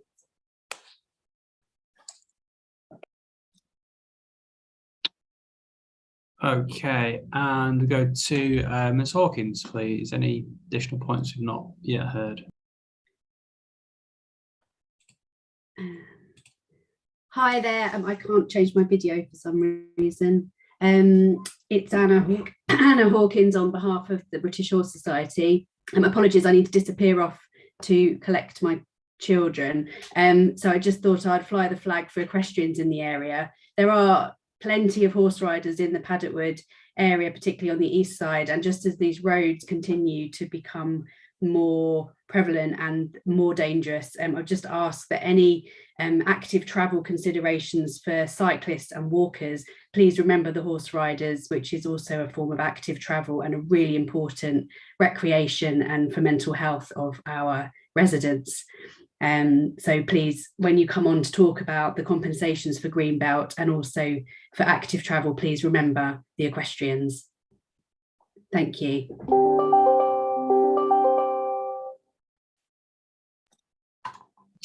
Okay, thank you. So obviously got through quite a lot there, really. Does the council want to come back on any points you've heard? I think a lot of the points that have been made were probably points that I summarised in my sort of initial questions to the council, but if they wanted to sort of come back on anything that you've heard in particular. I think Ms. Young might want to come back on a couple of points raised earlier on in relation to the evidence base. Thank you. Thank you. Yeah, I will do it quickly. I won't come back on every single point. I think the first thing we just want to emphasise is that the evidence is there, and the evidence base as referred to 3.66a at table 11, sets out clearly what infrastructure is required, when it is required in broad terms, which we think is appropriate for this stage of the local plan process, and who will deliver it. That is categorised, and that document is referred to explicitly in the policy. However, we do accept that that could be made clearer, and as you know, we've mentioned now a number of times over the past couple of days, we are willing and want to work to try and make that clear in the policy, but that doesn't mean the evidence isn't there. The evidence is there quite clearly. The only thing that, well, one of the things I thought was perhaps useful to touch upon that was mentioned by Mr. Russell was the safety issue with Coltshill bypass and what would happen to that safety issue in the intervening period ahead of the Coltshill bypass coming forward, sort of 1,800 dwellings in, if you like. We have, whilst discussing these trigger points, we have discussed these trigger points with KCC, you know, in the usual way to determine that. And we discussed this very issue about the safety and how that could be resolved. And actually what we have agreed with KCC is a sort of temporary measure, if you like, ahead of the roundabout, which they, the roundabout facilitating the necessary safety improvements, is that you could actually close off the right-hand lane into Critterton Road junction whilst travelling from south to north up the A228. That's the turning that is causing most of the incidents, and that you could turn that, you would close off that junction. The roundabout onto the Badstall Road is just to the north, would provide people to turn around. And that's something that they would actively and would look to explore, and they've sort of committed to that in discussions. And we note that that was actually also identified within the Capel Highway Improvement Plan last year. I know Capel Parish Council always also have concerns over that junction. So we are working on that. We understand, we are fully aware of the issues, and the transport work and the infrastructure requirements and delivery have factored that in. And just finally, I would reiterate that we are obviously aware also of the long-standing aspirations of the A228. I've been aware it's been in our local plan as a safeguarded route for some time, and actually what this development and strategic development, and this is one of the things advocated through the NPPF, is it has the ability to deliver this strategic infrastructure. It has the ability to change that, for the longer term, the highways issues on this road, and a road that the local population have wanted to see, and this will unlock that infrastructure and enable it to be provided. Thank you. Just final question from me, and then we'll go to break and move on. Yesterday we talked about Tudor Village, and we talked a lot yesterday about bus routes and buses. When we were talking yesterday, I think it was a gentleman, is it from Stantec, who's here today? When we were talking about bus routes yesterday, there was discussion about obviously the connectivity between Tudor Village and East Capel and Paddock Wood sites. So just remind me, in terms of bus provision, what would be proposed or what would be required by the plan in terms of providing bus connectivity then between these sites around Paddock Wood and Tudor Village, and then potentially onwards to Tunbridge as well? And yesterday we had the chat from KCC, Kent County Council, and he was talking about, well, yeah, there was ongoing discussions with bus providers, and they were looking at options for what happens when you get to Tunbridge and bus gates and all the rest of it. But what's your understanding as what would actually be proposed as part of these developments in terms of bus provision? If I'm okay to just start on that, and then I can defer to Mr. Lewis. So if you look at the structure plan, which is shown on map 28 in the local plan on page 150, you will note orange dashed lines which show the bus routes within Paddock Wood itself, and how that could connect from the new settlements onto sort of into the town centre and connect the settlements. And you'll see that criterion 8 provides for new and improved bus connections to directly link the new residential areas with Paddock Wood town centre and the employment areas to the north of the railway line. So that's specifically in relation to the bus links around Paddock Wood and the bus routes. The sort of inter-settlement routes, if you like, to connect to Jubilee Village and onto Tunbridge. That is identified, there's a contribution identified within the infrastructure framework, which is referred to in the policy, that requires to enable those, the route from Paddock Wood to Jubilee and onto Tunbridge. And that I can allow Mr. Lewis to perhaps expand on that in a bit more detail, but that's been the subject of the sort of the delivery assessments that have been undertaken by KCC at the moment to deliver that forward. Thank you, Ms. Young. And Sir, as we discussed yesterday, the DLA team, along with ourselves at Stantick and Tunbridge Wells Borough Council, we undertook discussions and engagement with bus companies, as well as Network Rail and other promoters alongside KCC on the master planning work for Paddock Wood and East Capel throughout the time when we were formulating those documents.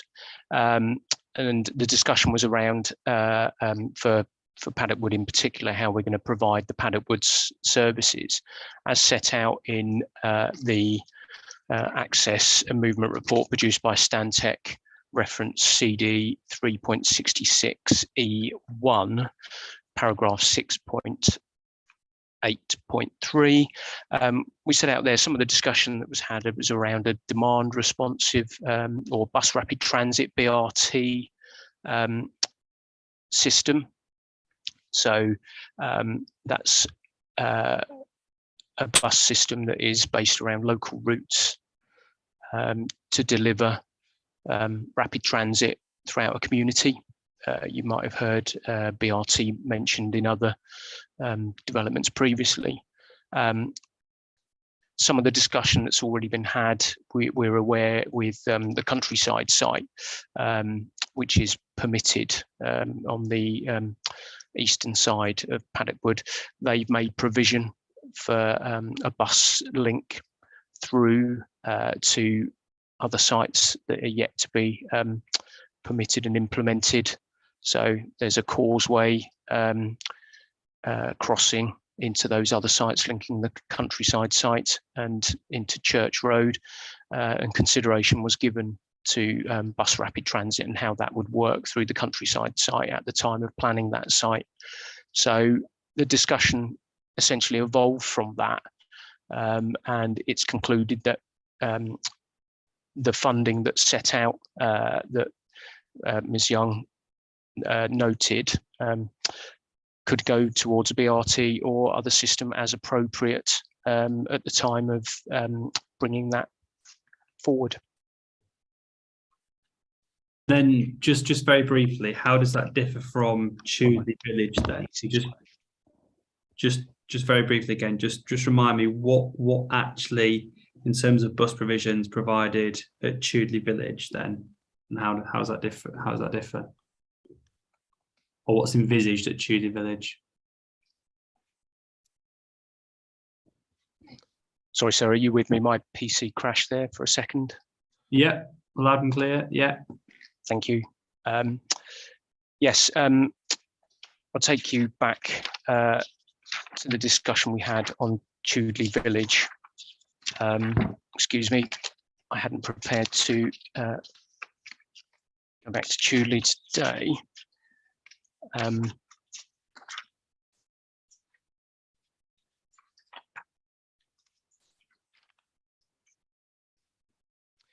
Yeah, again, referring to the access and movement report I mentioned just a second ago, paragraph 7.9.2, that is the 15-minute service we spoke about, where we looked at a MIDI type service.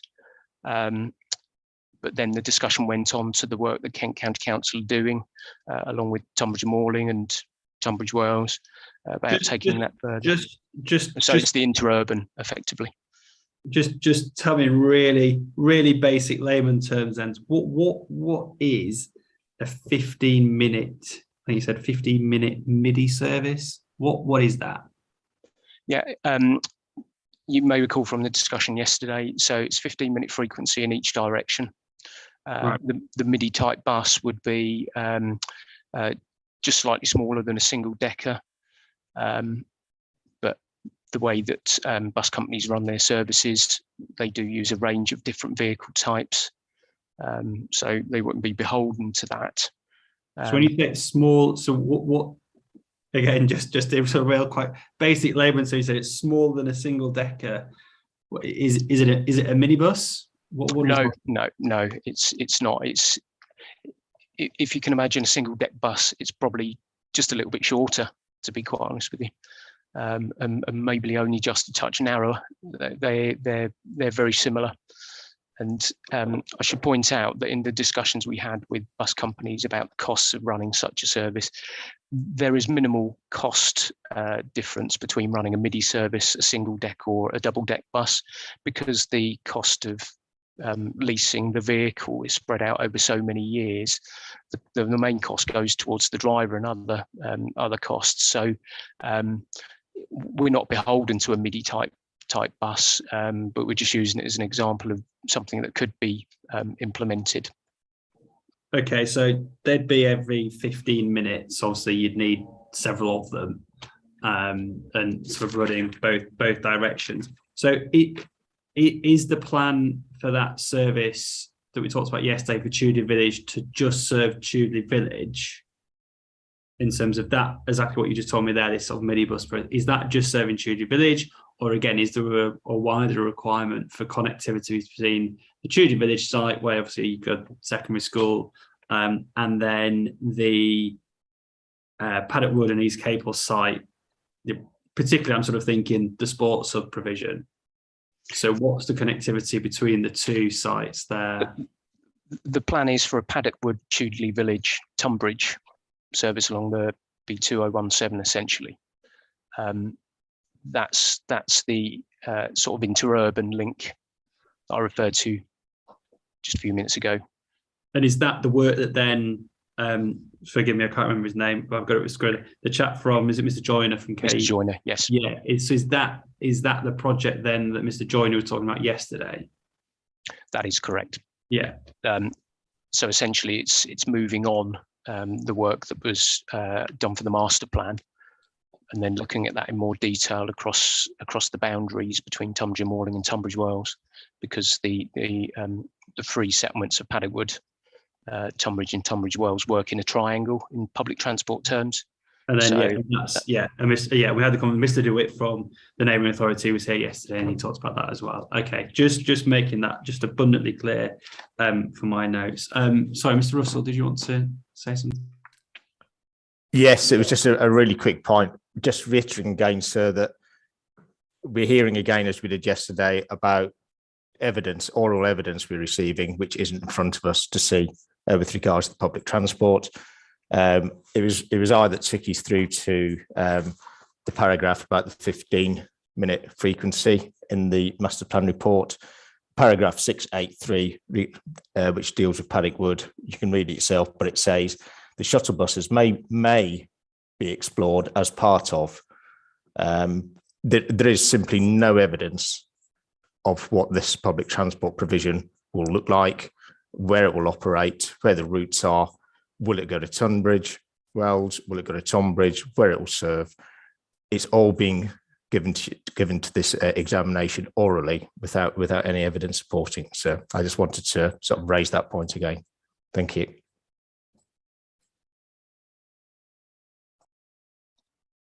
Okay, thanks everyone. We'll take a break. So again, don't log out. We'll just turn cameras and microphones off. We'll have a 15-minute sort of tea and coffee break, and we'll resume back onto the next item at 4 o'clock then, please. Thank you.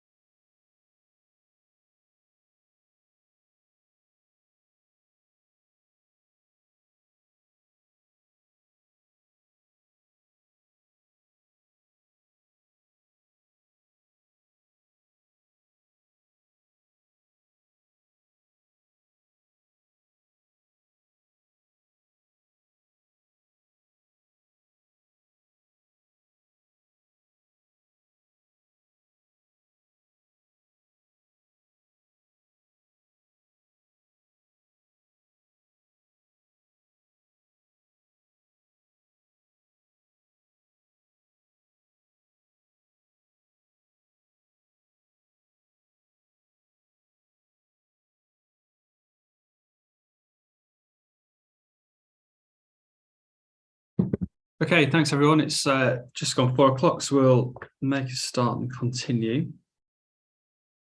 I want to spend the next sort of last part of the session really looking at Greenbelt landscape character, and I've got a couple of questions around the town centre policy. But in terms of the Greenbelt, one of the items on the agenda there was the effect of the development on the Greenbelt and the purpose of including land within it, including any cumulative impact. We talked a lot about this yesterday. So for people who weren't here yesterday on the Chudley Village session, we started that session actually by talking a lot about potential for coalescence and potential coalescence of Chudley Village towards Five Oak Green, and then sort of cumulative impacts with obviously Paddock Wood expanding to the west. So we talked about that. What I would like to ask the council is, within the Greenbelt assessment, so this is the stage 3 assessment, when it was looking at the parcel land to the west, I was just trying to bring it up then, but from memory, the Greenbelt assessment stage 3, it gave a different harm rating or a different impact rating to the parcel of land to the west. And in effect, from memory, sort of halved the site. So there's an eastern and a western part to it. I just wanted to understand why it did that. So why it sort of gave a different harm rating, and also how the council then took that into account in determining the extent of the Greenbelt release of that parcel. Thank you. So I'm going to pass over to Mr. Swan to answer the first part of the question, and then I can follow up afterwards. Thank you. Hi there. Yeah, so Richard Swan from LEC on behalf of Tunbridge Wells Council on Greenbelt matters. So the stage 3 Greenbelt study provided a site-specific assessment of the proposed allocations, and that considered harm to the Greenbelt purposes from development in the allocation area, including consideration of cumulative harm in combination with Toodley, and also we looked at potential mitigation measures to minimise harm, which are better understood through that more refined analysis of harm that was provided at stage 3. So the findings of stage 3, overall, we said that the harm of release was high, but we identified that this level of harm was only for development in the western half of the site. And what that's reflecting is a stronger degree of distinction from the urban edge. So Greenbelt harm increases as for purpose 3 in particular, also for purpose 2. So purpose 3 is encroachment on the countryside. It gets stronger as you get more distinct from an urban area. So you've got hedgerows, you've got Toodley Brook to the south, and just with the distance to the urban edge, reducing urbanising influence, all those factors mean that harm is going to increase as you get further from the settlement edge. So we felt that sort of the midway point there, where you've got Toodley Brook to the south and you've got hedgerows to the north, that reflected a distinction in harm. So we've got high harm to the west and we've got moderate harm to the east.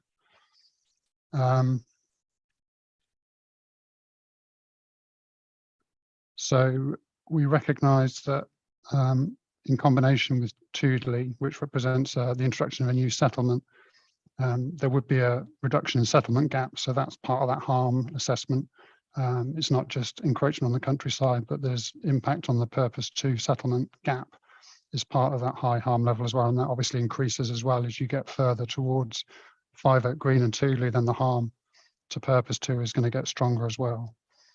But we did note that the A228 and the vegetation around that and the open space beyond that meant that there would still be separation from Five Oak Green and hence separation from Toodley as well.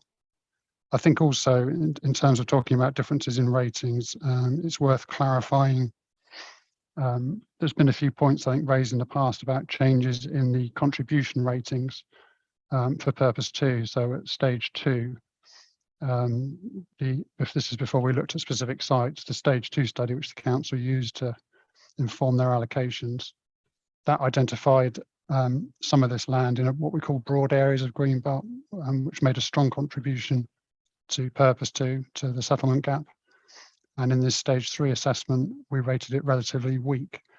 But what I want to make clear is that change in contribution rating for purpose 2 doesn't reflect any dismissal of the relevance of that purpose. It's just reflecting the fact that the methodology at stage 3 was different to the methodology at stage 2. And what it did was it separated out consideration of the impact of release of land from consideration of the current role of land. So that relatively weak rating for contribution to purpose 2 just reflects the fact that at the moment there's a large gap between Paddock Wood and Tunbridge.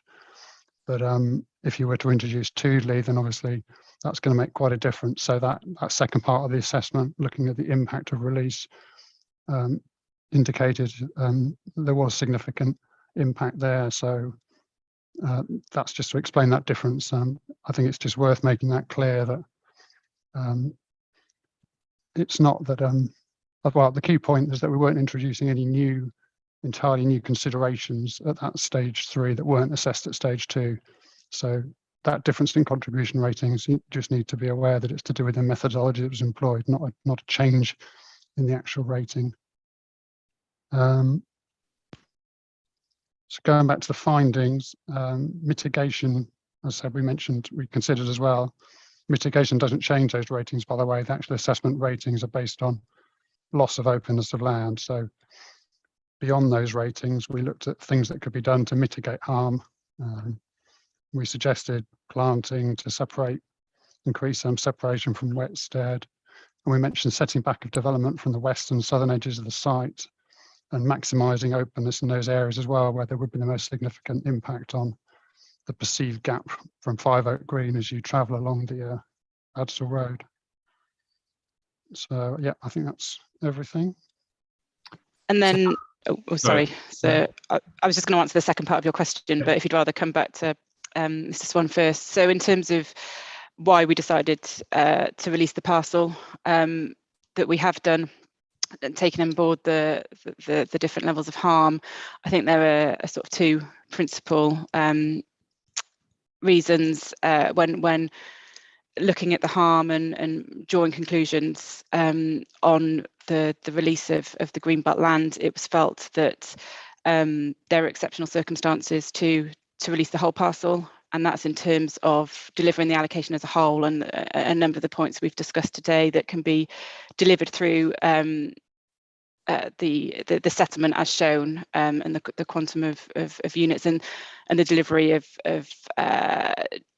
provisions such as the sports hub, the LC WIP measures, the active travel, the permeability through the quantum of development, and what that wider site can offers real strategic benefits. So that formed one of the principal exceptional circumstances, site-specific exceptional circumstances.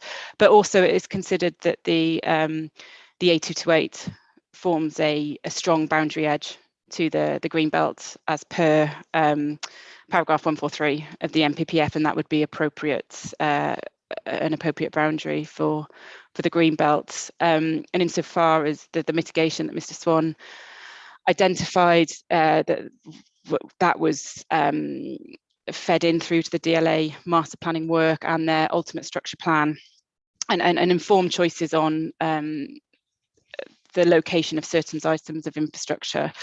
And you can see from paragraph 4.150 of the stage 3 report that how the structure plan, which is shown on map 28 in the local plan, how that responds to the Greenbelt mitigation to seek to minimise the harm, notwithstanding the exceptional circumstances that we consider exist.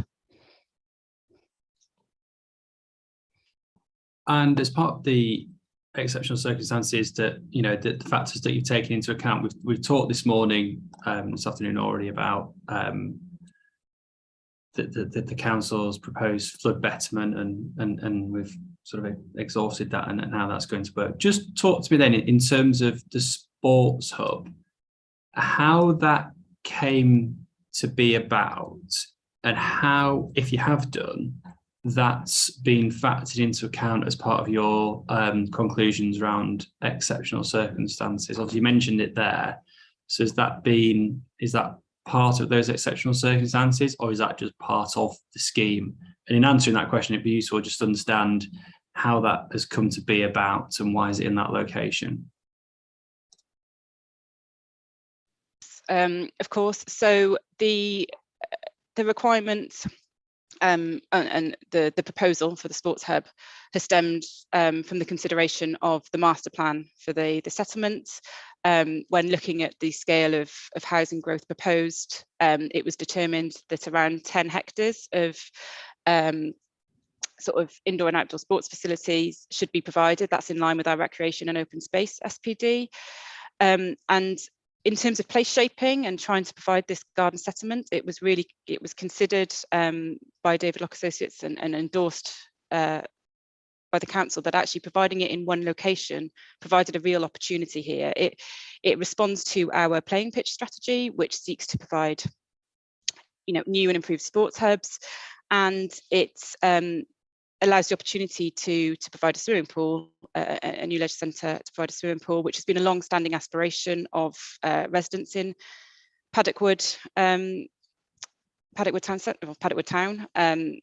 stemmed and was made clear very much through the community workshops that DLA held as part of the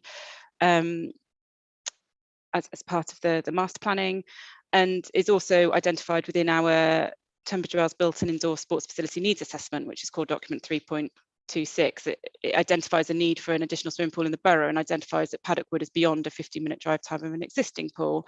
So for all those sort of considerations, it was agreed that this provided a real opportunity for providing the sports hub in one location.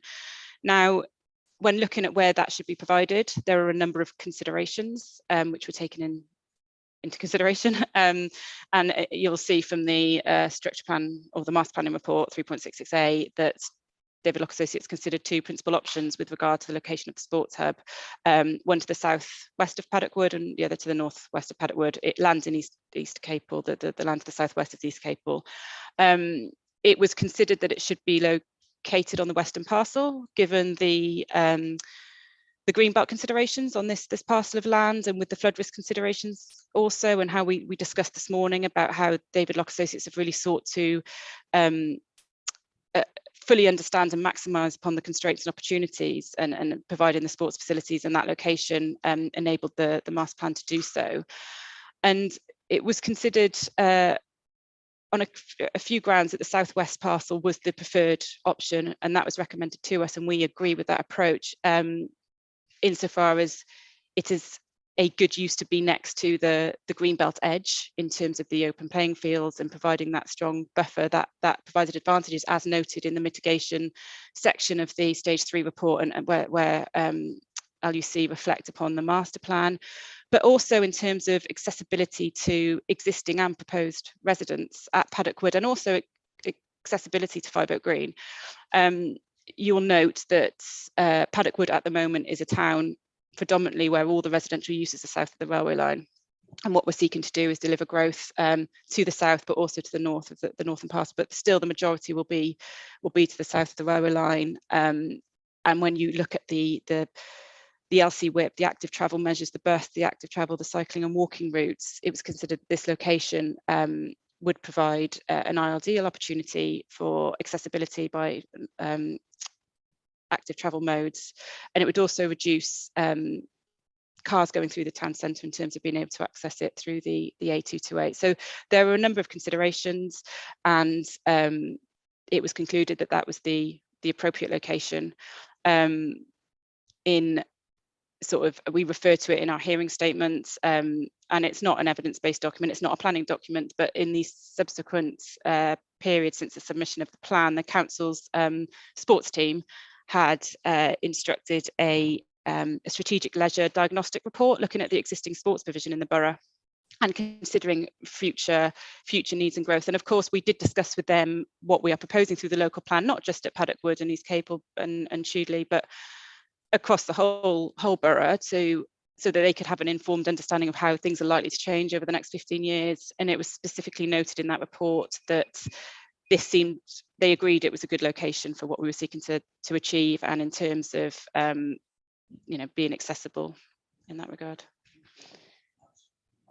Oh, and that, sorry, just to add, in terms of attracting users from Tunbridge and Morling and Maidstone as well, that formed a good location, noting that that the author of this report actually had done similar reports for both boroughs at Maidstone and Tunbridge and Morling, and had acknowledged in those reports that there was sort of deficits in those parts of those boroughs that, well, Maidstone in particular, that link here. So they saw it as the appropriate location. So in terms of the Greenbelt considerations, then is it fair to say that this was a factor in terms of contributing towards the exceptional circumstances which the council consider exist to release this parcel, these sort of wider sort of social economic benefits? I think it does. It's one of a number of factors that we have considered when being able to plan for the strategic growth, in terms of, you know, there is just under 50% of the entire allocation is in Greenbelt land, and it is considered necessary to release that land to ensure the growth can be delivered. So it delivers the garden settlement principles, and it delivers the infrastructure that we've identified, and is able to deliver advantages to Paddock Wood Town Centre, and I know we're going to come on to that, but the opportunity, that the additional expenditure arising from the population as planned to enhance the vitality and viability, along with of Paddock Wood Town Centre, in addition to the employment land that's proposed through this policy as well. All of those factors combined, by having the scale of growth as we do, realises those as set out in the infrastructure schedule in terms of those different options. So those were the sort of site specific, you know, along with the flood that we mentioned earlier, the flood betterment, and the highways measures that we just talked about in terms of the safety. They've all gone into the sort of pot, if you like, into the mix of how we've considered the exceptional circumstances. And again, who would provide the sports hub? So we have met with our the Tunbridge Wells Borough Council's management board to discuss this, and they have committed to looking to deliver this accordingly. Mr. Bourne, I don't know if you want to step in at that point, just to. So through land and contributions, the Borough Council has, as Ms Young's mentioned, actively considering the delivery models for the construction and indeed running of the sports hub. And would that be funded by developments in Paddock Wood, Judy Village? What would it be funded by? And would it be funded in total by those developments? This would be funded solely through Paddock Wood developments. It's meeting the sports provision required from the growth around Paddock Wood, albeit would obviously benefit other residents as well. But it's the quantum is in line with that, and it will be solely funded through the developer contributions. It's been identified and costed accordingly with the infrastructure framework, which is fed into the stage 2 viability assessment. And just in terms of the policy requirement, I know it's sort of slightly going away from the Greenbelt topic, but this is important consideration as part of it, given its location. Within the policy, it says,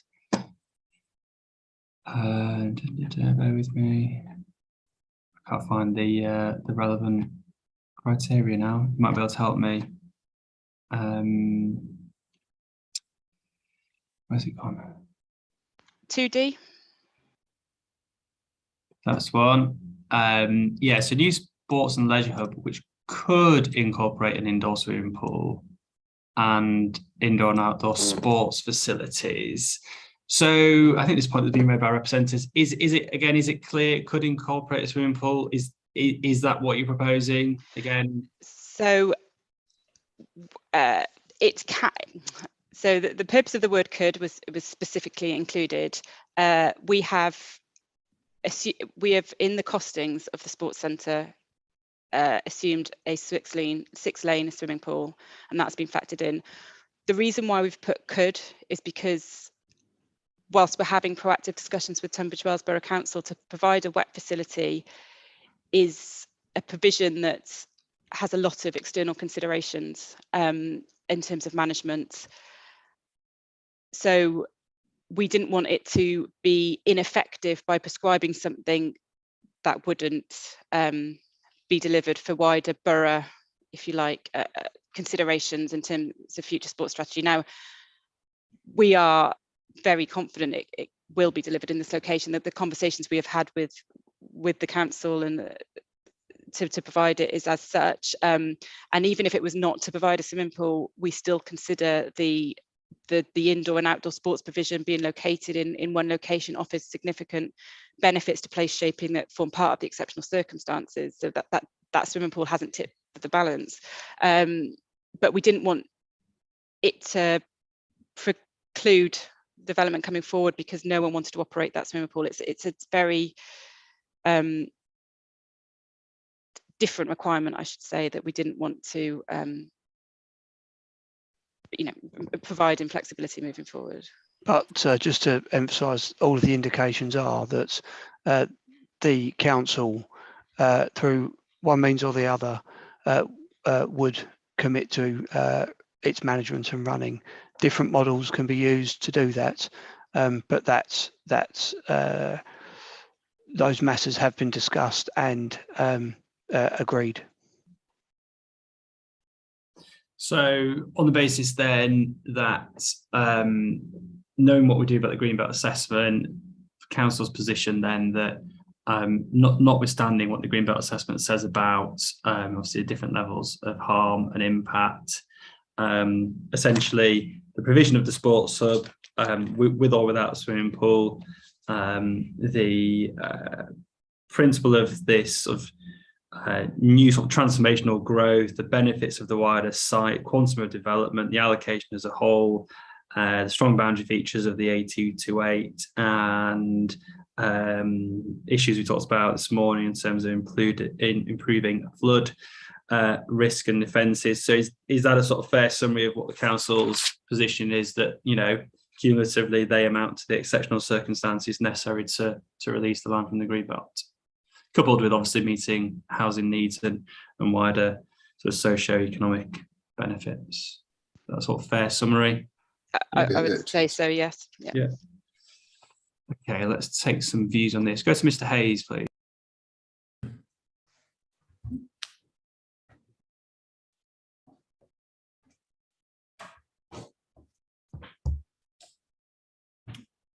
Thank you, sir. Yes, I think that the council's development strategy topic paper, CD 3.64 at para 6.186 sets out the sort of specific reasons, I think, why the council considered that the Greenbelt should be released at Paddock Wood or East Capel. The first reason that they give is that they say the land around the existing settlement will have the potential to rejuvenate and revitalize the town centre. But we've made the point in our hearing statement that Purpose 5 of the Greenbelt in the MPPF is actually to assist in the urban regeneration by encouraging the recycling of derelict and other urban land. So actually it's not an exceptional circumstance, it's actually one of the purposes of the Greenbelt. And in order to regenerate the town, you should actually retain the Greenbelt, is what the MPPF is saying in terms of Greenbelt purposes. And we understand that Purpose 5 was rated the same for all Greenbelt parcels across the borough. So, you know, why would this be an exceptional case for that? The second reason that they give is the points that you've already mentioned, which is about flood risk betterment. And I just highlight the fact that they say this requirement is specifically included in the policy and is considered to make a significant contribution to the exceptional circumstances for the release of this land from the Greenbelt. And I guess in terms of the reliance on delivering betterment, if they've said this is actually making a significant contribution to exceptional circumstances, it's really important to understand what the betterment is and how deliverable that's going to be.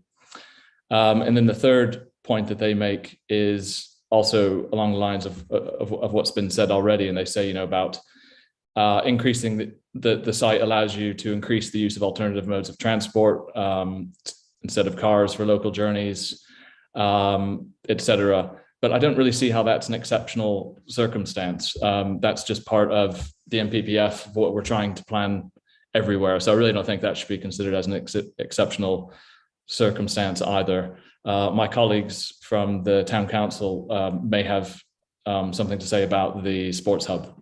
Thank you very much.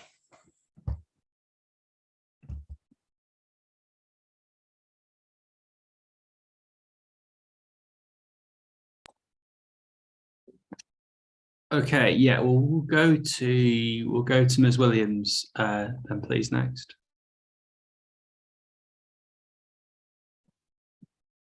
Thank you. Yes, in relation to the sports hub, we've been developing a neighbourhood plan, and as part of that, all of the sports clubs and groups within Paddock Wood and some local residents have been represented on that group. And we recognise the need for development of sports, but that group would like to see, we do actually have an indoor sports facility in Paddock Wood managed by the borough, although it needs some work and development. We have put forward a verbal proposal to the borough how that could be developed in terms of improving that and increasing the floor space inside, in terms of developing studio space. And that was something we would like to see as part of our neighbourhood plan. We also identified the preferred site for the sports hub to be on the Eastlands site because it's accessible to residents from all parts of the town. It would be near the centre of town, keeping some green space near the centre of town, and it's accessible by train, by foot, by bus and by car, including for people from Five Oak Green and Chudley, because there is a road that goes out through Eastlands out to the A228, which is currently closed off most of the time. But as part of the local plan, it looks as if there's a proposal to reopen that road. So the sports hub at Eastlands would be accessible from the Chudley end as well. And because it would be accessible from the hop farm and from the A228, it would limit the amount of cars that would come through Paddock Wood in order to encourage people to use that. And one of the reasons we wanted a town centre site is because there are quite a lot of children that come in by train from places like Marden and Staplehurst to the football club and to the athletics club. Over 50% of the athletics and members of the athletics club come in from outside the town. So we would really like to see that town centre site to enable children to come in on their own. The rugby club could expand if they've got additional pitches. They could have another adult team. They've got enough members currently, and they could also have a young people's team, but there's no space for them to expand at this present and current time. So, you know, we see this as much more urgent than 2033. This is a problem for the town now. Also, the disabled and girls teams can't expand because there are limited pitches and limited training facilities. So we feel we've got a really strong policy in our emerging neighbourhood plan, which has just gone to local consultation, for development of sports facilities. And, you know, we would like that to be taken into consideration for the local plan. Thank you. Actually, can I also just say, we were also told originally that the sports hub couldn't go on the fields along the A228 because there would be no building on those fields. And that has subsequently changed, possibly because it maximises the area of Paddock Wood that can be built on for housing. And, you know, we think our policy is quite strong. Thank you.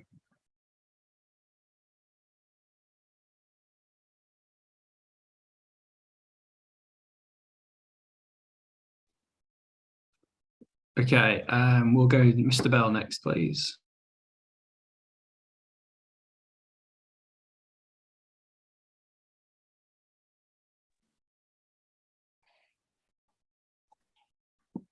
Mr. Bell, are you there? Can we go, Mr. Bell? Yeah. I am sorry. I kind of. So, sir, I'm kind of speaking on behalf of Capel Parish Council. One of the points that the Parish Council would like to raise is Capel has a designated neighbourhood plan area and is in the process of kind of processing their neighbourhood plan, which they're hoping to submit towards the end of the summer this year.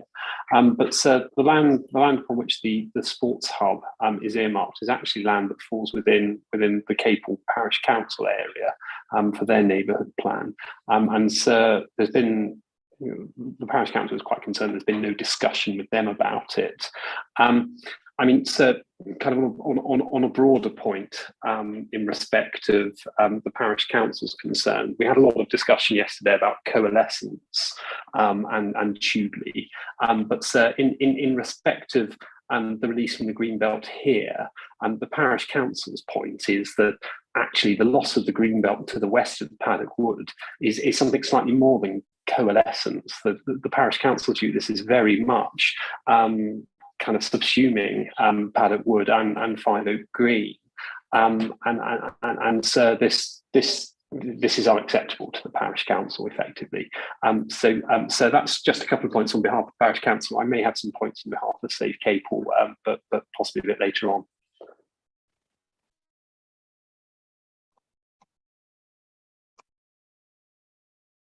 Okay.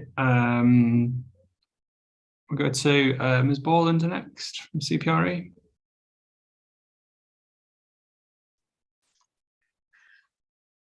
Thank you, sir. This is Mark Borland representing CPRE, the Countryside Charity. My question is, having made that hard decision about extending Paddock Wood, the town, and doing a massive urban regeneration and urban extension, why do the council seem to have backed away from actually doing that as urban?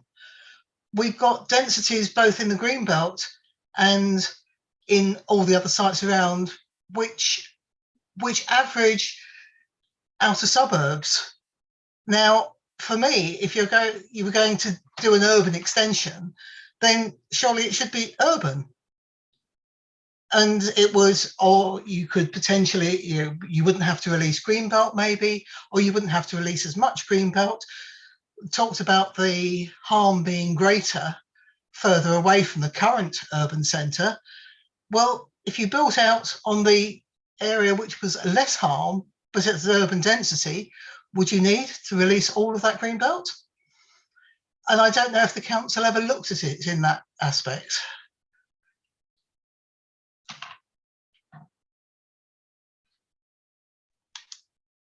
Okay, Mr. Moon.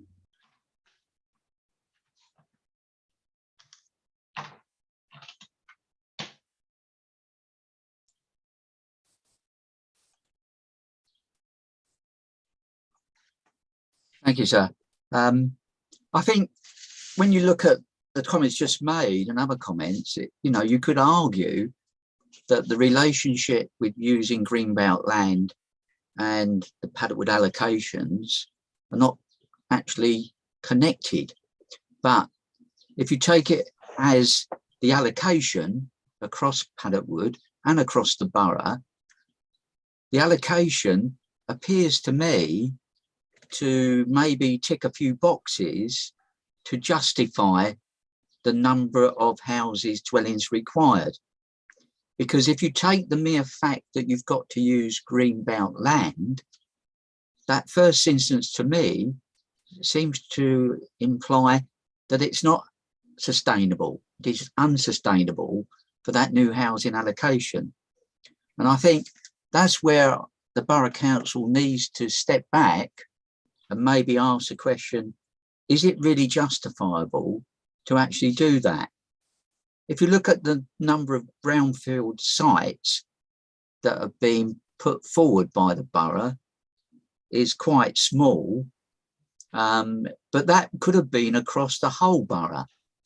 And I didn't have a chance to mention before, but when you look at the allocation balance quota, Paddock Wood and Capel of having to sustain a far more number of housing across the borough, i.e. Cranbrook and other areas don't appear to be having such a high number. In relation, it's been touched on with the sports hub. If you look at the neighbourhood plan, and this has been going on for some time, Tunbridge Wells Borough Council were fully aware of that going forward in relation to the sports hub maybe being located at Eastlands. And I would have expected that to have been in the draft local plan, accepting local comments, local community interest, etc. But it wasn't. It was separate out of that, and it wasn't actually taken on board, which surprises me. And I would have thought they would have done that. Personally, historically, the only development in Paddock Wood has been industrial to the north of the railway. Historically, that's been the case. It's only in the last couple of years that it's been sort of elevated to residential. And I think that's a bad mistake for the future, because all the flooding issues, the location of the hub, it could split Paddock Wood. You may have to go over the bridge, etc. May well be better placed south. But that's only a personal view in relation to the hub. But they're all interconnected. And this, again, I asked the question that, are these elements all standalone or all linked together? Because when you take it all together, one element that is not viable makes it even more unviable in relation to Paddock Wood. One other aspect of urban development in Paddock Wood, the only potential area, how I see it, is Network Rail property. And there doesn't appear to have been any discussion or engagement with Network Rail, as we've heard before this morning, in trying to come to some agreements. It was mentioned maybe that they would incorporate car parks on their land. Well, I don't think that's necessarily been agreed. So I think when you look at the Greenbelt land, I think it's not justifiable, and they should step back and relook at it within the draft local plan.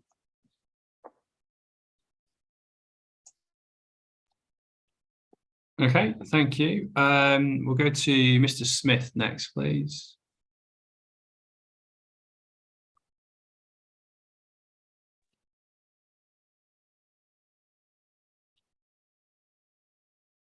Thank you, sir. Good afternoon. You have heard from myself and others on the exceptional circumstances point, both yesterday and in previous hearing sessions. I think the first point I'd like to make, and Mr. Hayes made it very eloquently, but I'd just like to reinforce it to you, that one of the purposes of the Greenbelt is to regenerate town centres and urban areas. It's a purpose of the Greenbelt, not a purpose of taking land out of the Greenbelt. And I think that's quite a fundamental distinction to make. So I would reinforce Mr. Hayes' point. Again, I don't want to repeat points that I've made previously, but yesterday, in relation to Tudley, we talked about the differences between mitigation measures, compensation measures, and what might be considered to be exceptional circumstances. That, I think, applies in this case as well in relation to Paddock Wood. Mr. Swan, I think, used an interesting term, which I don't think I'd come across before, which is that of maximising openness. My understanding was that land was either open or not. You could improve openness by removing built form, but I've never come across an attempt to maximise openness. My understanding, as I think I highlighted yesterday, was that openness is the freedom of land from development, and the quality of the land is of less importance to the function that it performs in keeping settlements and towns separate and avoiding encroachment into the countryside. So I just like to sort of note that as a point, sir. And the visual perception of openness was referred to. And again, I think that carries less weight It's the tried and tested argument that if you build a house and surround it with a high hedge or a line of cypresses trees or something like that, it will still have an impact on openness, even though you can't see it. A negative impact on openness, even though you can't see it. Just a couple of points about the information that was given to us by Ms. Young in relation to the sports hub. And again, it goes back to the point of whether this is mitigation or compensation or a planning benefit, or whether it does fall into the category of exceptional circumstances. I think we had a justification, and to be fair, a relatively strong one, for the requirement for a sports hub, given the growth and development of the land around Paddock Wood. It would seem as though the development of strategic development of this size would potentially need or even support a sports hub, particularly if you include the development of Tudley and other surrounding places. But I don't think it necessarily falls into the category of an exceptional circumstance as to why it should go within the Greenbelt. It was considered to be a good location, I think, Mrs. Young referred to it as, but not necessarily an exceptional circumstance, I would submit. And in terms of deliverability, we heard that the council is actively considering the provision and running of the sports hub by one means or another. I mean, the vagaries of local authority finance and funding notwithstanding, I'm not sure how much confidence that gives in terms of the deliverability of the sports hub. But again, that's a matter of your judgment, I think so. And we heard this morning about the flooding issues and some questions about that, the deliverability of that, and the sports hub seems to be linked into the flooding betterment, which are the terms that you've heard it in. So I think in general terms, again, are these exceptional circumstances, or are they simply mitigation, compensation, planning benefits, and so on? I leave it at that. Yeah. Okay. Okay, we'll go to Mr. Sutton, please. Thank you, and I'll be quick because I'm on holiday today and I've got another appointment at 5. So you started this section by talking about, I think the word was harm in the Greenbelt. So I just want to sort of reflect that certainly for the residents of Eastlands Lane and myself to Eastlands Lane, this plan is very significant harm with no mitigation that I can detect whatsoever. So I really do hope so that you will take the opportunity to visit this area and form your own judgment around that. I want to reflect on Councillor Moon's statement that, yeah, the north has typically been industrial for development. I mean, there is Maidstone Road to the north of the railway line is a residential area. And you know, if you study the map of Paddock Wood, if you live on Maidstone Road, your gardens on the east are completely backed up by major industrial sites and distribution sites. So your escape away from industry is to the west and through the area allocated for development here. And I would just comment that it's an integrated landscape of productive arable fields. So it's currently sown for wheat from the Maidstone Road in the east all the way out to A228 in the west. And for the most part, all the way from the railway line in the south up to the A228 at the north. So, you know, it is a very much integrated landscape, currently sown for wheat and contributing to our national food security. I think I live about 100 yards outside the Greenbelt at the moment, but as I say, it's a very integrated landscape, and certainly the herons and the kingfishers, which we see on Tudley Brook, and the colony of bats which commute from my oast house rafters to the willow trees just within the Greenbelt, wouldn't recognise a line on the map in terms of the dividing up of the landscape. want to refer to something I submitted in my submission around some important long distance views here. So as I sit in my study, I'm looking across to the Rootham Heath radio tower, which is 12 miles away on the North Down. And that view is available to anyone walking along Easton's Lane. Equally to the northeast, we can see the old church tower at East Peckham, about 8 miles away. And from the top of the allocation field in the north, you've got the A228, then you've got the tree line, then you've got the open fields. From the top of those open fields, you get a view across the high-wheeled AONB from Horseman Den in the east, all the way across to Pembury in the west. And I would argue that the AONB and the views of the AONB are not there exclusively for the residents of the AONB, they're there for the residents of the low wheeled to enjoy as well. So, you know, if I look at the DLA map, there's one cursory view allowed, and you've seen on that map, but there's actually some very significant other long distance views here, which the residents benefit from. And then just to conclude, I would very much support Mr. Bell's statement. Having listened to today, as the layman, as the residents, I just don't think the evidence is there. What I've seen, I've heard the QC for the council arguing as much as possible, the evidence is here, so let's just do an easy redraft. I think, you know, based on the errors in the Sheila, this is a house of cards, and the evidence I would put to you, sir, is that the evidence is not there. Thank you.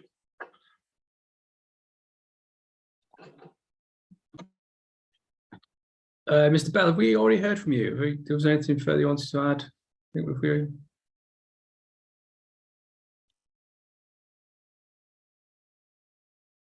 think we might have already heard from Mr. Bell. So I'll go to Mr. Adam Kindred then, please. Afternoon, sir. Adam Kindred, CBRE on behalf of Dandara. Conversation moved on slightly, but the point that I wanted to come back to was just the comments and the line of questioning that you raised in respect of 2D. So Dandara, obviously in the western part of Paddock Wood, have a significant amount of the sporting land within that part of the allocation, if you like, and I think at a headline level, incredibly supportive of the opportunity to deliver significant benefits within the area to improve access to sporting infrastructure.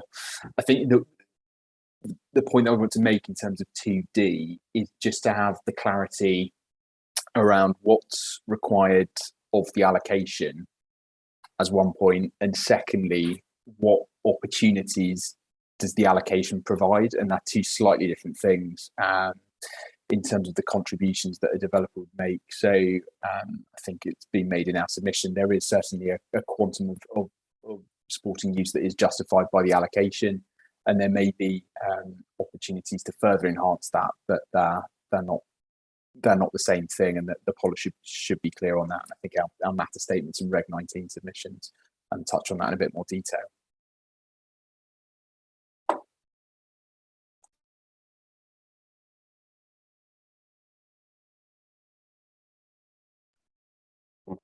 Okay, we'll go back to the council then. Anything that you want to come back on? Just whilst I was actually looking at some points that were made by Mr. Kindred, and just whilst we're on this topic of the location of the sports hub and how it sort of contributes to this sort of wider consideration of sort of placemaking, master planning and exceptional circumstances. The western parcel, the north-south connectivity, we've talked about it in the context of flooding and water. How would north-south connectivity for sort of people, walking, cycling, vehicles, etc., how is that going to be provided? And is that set out in the policy? Just trying to find it. I'll kick off if that's okay, sir, on that. So you will see again from map 28, the structure plan within the local plan on page 14150, a number of connections across the railway line. They're denoted denoted, sorry, with a white dashed line for the sort of pedestrian cycle movement. They are crossings over the railway line, which have been identified through this master planning work and inserted into the infrastructure schedule, which is, as you know, set out in the document and referred to in policy. We have, as demonstrated in the statement of common ground with Network Rail, and apologies, I don't have the core document number, but I can get that to you if helpful. We have discussed this a number of times with Network Rail in terms of its deliverability, and within that statement of common ground, Network Rail confirm, I suppose, in principle, support for the deliverability of those. We've talked about the mechanisms, and on receipt of the contributions, they would carry out and install those crossings. We did discuss air rights, and knowing that Network Rail often apply air rights, and what that could mean. But in this situation, there is an unmanned pedestrian crossing across the railway line, and if from their perspective, being able to change that and upgrade it to a far safer option would carry net benefits, which would be considered against the air rights accordingly. So we have assumed the crossover of the railway line, which is to enable permeability. We've discussed that with Network Rail, and it is required through the policy at, I just need to find it, so please bear with me. So is that a pedestrian cycle bridge over the railway line? It is. It's a bridge which has been identified as a cost and assumed, and Network Rail have sense checked that cost and agreed that's appropriate. It's it's required under 2I of the policy. Sorry. Yeah, 2A, yeah. pedestrian cycling over the railway line.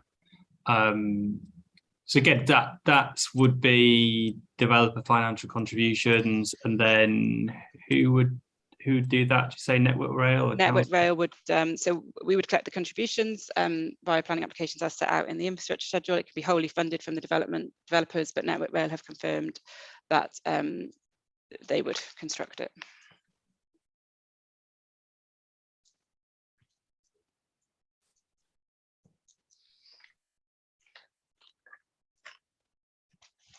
Okay, sorry, I think I jumped ahead there, but it was anything you wanted to come back to again? Just we heard a lot there from people around the table, about the exceptional circumstances and some of these issues we talked about yesterday. So what's the benefit? What's the mitigation? How you take those into account, weigh them in the planning balance, so to speak. And we talked a bit about that yesterday in the wider context of what's mitigation and what would be benefits. So I'm happy to stand by the submissions I made yesterday in relation to the case law and the scope available to you in consideration of what constitutes exceptional circumstances having regard to that case law. And I don't think it needs repetition today. Oh, I was on mute. Okay, fine. Last point that I wanted to touch upon, and then there's one more item on Paddock Wood Town Centre, but let's just look at landscape character first. Then we may have a very quick comfort break because this is probably quite a short point. So again, yesterday we talked about some of the work that the council had done to consider impacts on landscape character, and this is particularly in regard to the setting of the AONB. So is this essentially the same position that we found ourselves within Tudley? So the council had gone away, they'd done this additional landscape work, it looked at impact on the setting of the AONB. It had identified areas where mitigation would be needed. And I presume we may find ourselves in a similar position to the conversation we had yesterday, which was around, okay, you've done some work, it's identified that some mitigation is needed. Does the plan then go far enough in order to be effective in actually requiring that mitigation to be put in place? So it's probably a similar question to yesterday. So it might be worthwhile again just looking at the policy and where does it require a consideration of landscape impacts, and in particular on the setting of the AONB. Thank you, sir. And that's something that we would have offered in discussion on this matter.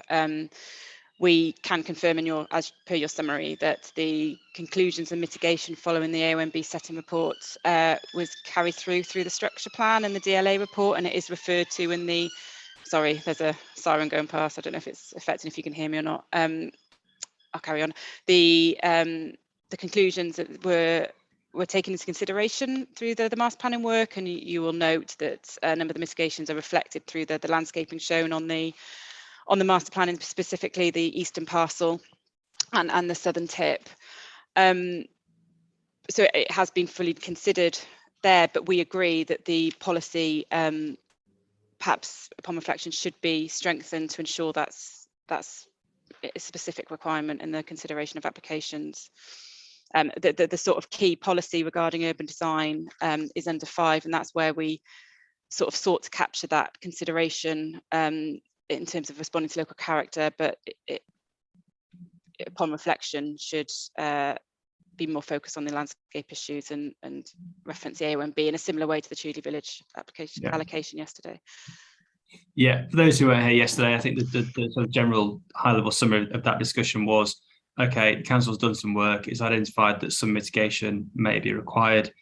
It's not necessary for the local plan to start specifying exactly what that mitigation may be, because it may be that it's an area kept free from development, it may be that it's an area developed in a certain way for a type of use, it may be landscape, it could be several things, the mitigation, but it still should require a consideration of those issues, and they should be obviously controlled then by the council through the policy.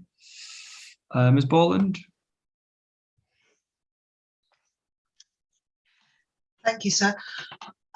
What I may have missed it somewhere in all the documentation, but has there been an impact assessment of the landscape impact from the Colts Hill bypass and the 5 Oak Green bypass?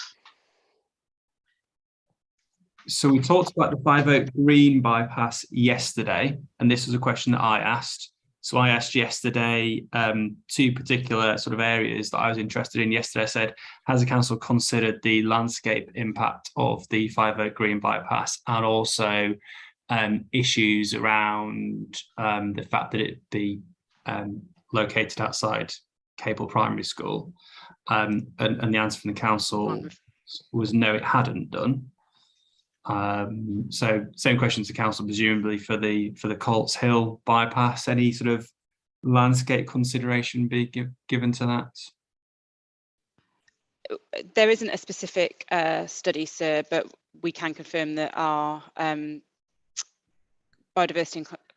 landscape and biodiversity officer, sorry, Mr. David Scully, as we mentioned yesterday, as a chartered landscape architect, did consider through the formation of the plan the landscape effects of those 2 bypasses, but that isn't in a study that forms part of the evidence base. Where these items of infrastructure are set out, presumably within a transport policy, do they have obviously they're referred to within the site allocation policies, but I'm pretty sure they're referred to elsewhere as well, aren't they? Let's have a look. STR6, I think might be one of them. It's on page 58.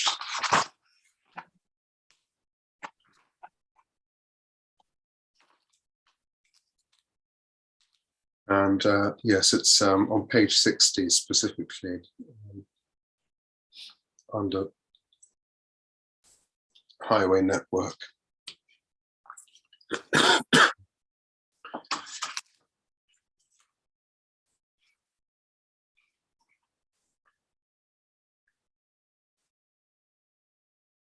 Hang on, sorry, I was on mute there. I was just saying there's policy TP6, but policy TP6 is the safeguarding of the whole route, I think. Yeah. I'm looking at the strategic policy STR6 on page 58, starts on page 58. It might be the one you're thinking of.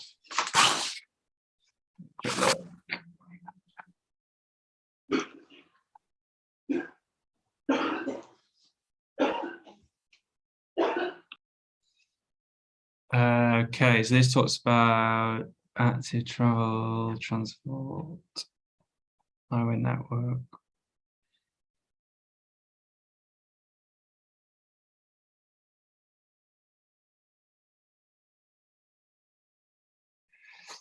So if the highway requirements come forward as separate standalone plan application, what would they be assessed against?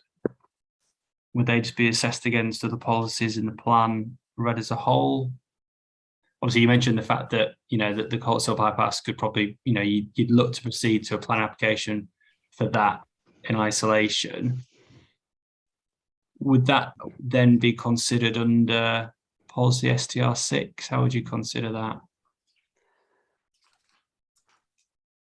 So that is one of the policies, and you'll note the requirements around design, which are specified at the bottom of page 60, together with the other relevant development management policies, including around design and those that require consideration of the impact on landscape, etc., which are set out elsewhere in the local plan.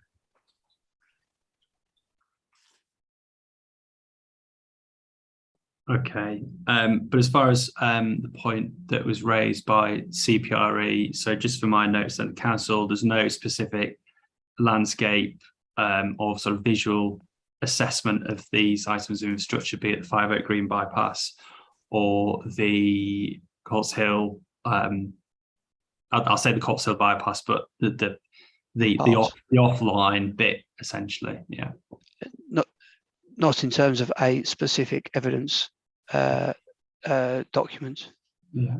Okay. Mr. Bell, we'll go to you next then.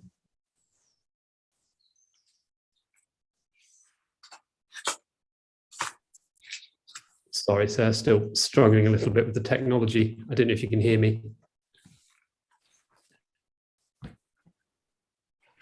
So hopefully you can hear me. Yeah. Thank you. So, sir, in respect of the landscape and heritage impact, so the parish council's concern about the impact on the landscape relates to the character of the landscape that will be lost in respect of, there are a number of dispersed farmsteads that will be effectively destroyed, which obviously eradicates some of the traditional way of life from the area, and what one would expect to see in these types of areas within the Weald, within Kent. Sir, I'm just coming back ever so slightly onto the point about the sports hub, and it is linked to heritage. Sir, one of the concerns that Save Capel has raised with me whilst the council have been discussing this point is to do with the location of the sports hub. And so what we're talking about here is a sizable sports facility that is actually looking at being positioned to in close proximity to a cluster of heritage assets. And you'll recall that Save Capel have identified 100 heritage assets from the discussion we had yesterday, and in particular the harm that such a sizable facility would have to Badsall Manor, which is a medieval moated manor house. I mean, so there is potentially an alternative site, or Save Capel say there is an alternative site for enhancement that could provide the sports facility, and that's the site at Putlands, which is close to Maskell's Academy, which is in Save Capel's view a much more sustainable site. It's an existing site; it doesn't need to be released from the Greenbelt, and so of course it's away from these particular heritage assets. So, sir, those are the points that we make in respect of landscape and heritage, and to a degree the points I was trying to make earlier on behalf of Save Capel in relation to the sports hub and release from the Greenbelt. In terms of the sports hub in particular, but could also refer to others, yesterday we looked at the assessment of significance that the council's conservation officer had done in respect of the church at Tudor Village. Has the council done something similar with regard to potential heritage impacts for this strategic site? So I think if I just start, so there is the historic character assessment which Ms. Young's referred to yesterday, and then I will just ask Ms. Cave to provide some commentary around how heritage was one aspect, but was an important aspect that was taken into account in the master planning, which includes the position of the sports as well, but it's broader than that. Thank you. Thank you. Yes, as I mentioned this morning, the starting point for the master planning exercise was to understand the nature of the constraints and opportunities on the identified sites, and that includes heritage assets. If you refer to the structure plan that's included at map 28 in the local plan submission, you will see a sort of grey hatching, which clearly identifies those heritage assets and sites of historic importance to be protected. And to my mind, what that means is that going forward, any planning applications would need to consider heritage impact and to consider appropriate mitigation and to bring forward design proposals that take that mitigation on board. I think the sports hub itself, in terms of its potential impact on heritage assets, I mean, sports hubs are playing fields essentially, so are predominantly open land. My view is that any built elements to the sports hub will be located immediately adjacent to the access road into the sports hub, and therefore well away from any heritage assets. So we did consider that at the time, and I think the structure plan very clearly flags that as something that needs to be considered going forward. Okay, so is there an assessment of significance of heritage assets in the same way as the council referred to yesterday?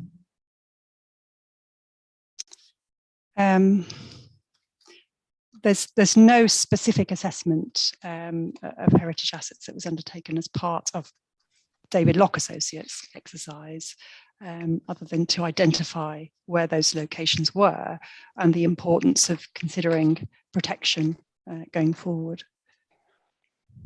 So I would make reference again to the historic landscape characterisation study, and I understand Mrs. Salter, the conservation officer, is on the call and in the around the virtual table, and perhaps can contribute as well. But to emphasise whether it's through the in terms of inputting into the master planning, the council had the benefit of the overall borough-wide assessment. Both Mr. Scully, landscape architect, and Mrs. Salter, conservation, were able to input into the considerations in the master planning, and as Ms. Cave said, they are identified within the structure plan, and consideration, and taking, for example, the collection of listed buildings on the southwest corner have been taken into account, with development, that the buff areas located accordingly, having regard to setting of either individual buildings or collections such as farmsteads. Okay, Mr. Hayes, anything to add? Thank you, sir. Looking at the policy for Paddock Wood, the strategic policy, and I don't see any reference to heritage or heritage assets within that policy. We did make this point in our original Reg 19 representations, where we say that the part one, I think it was stage one, historic review that was undertaken, I think, by Allies and Morrison, didn't actually list the listed buildings that are located across the borough, or at least within Paddock Wood for sure. And I had a look at the Strategic Sites Master Planning and Infrastructure Report, para 4.109, 4.110. It says, except for a single building within the town centre allocation, no listed buildings lie within the draft allocations. There are, and it says there are clusters of listed buildings adjacent to the site boundaries, Badsell Manor Farm, Whitstead Village, Maskell's Court, and south of Church Farm. However, I'm not aware of, I'm on Historic England's website right now, and there's far more listed buildings than that, and they're within they're within the allocation as well. So in terms of the council's evidence base, it doesn't really set out even where the listed buildings are within Paddock Wood, let alone assessing their significance or potential harm. It sounds like more work was potentially done in Tudley, but not actually within Paddock Wood. And we did make a plea within our representations, written and orally, to undertake a heritage impact assessment in line with the English Heritage guidance, but I don't believe that's been undertaken. And we were told by the council at the last hearings that they have a statement of common ground with English Heritage or Historic England, probably Historic England. I did read that, and it says nothing about Paddock Wood within that statement of common ground. It refers to Tudley Village, but there's no reference made to Paddock Wood. So as far as we can see, this issue really hasn't been fully considered or evidenced to any degree, really. And the evidence that has been provided seems inaccurate.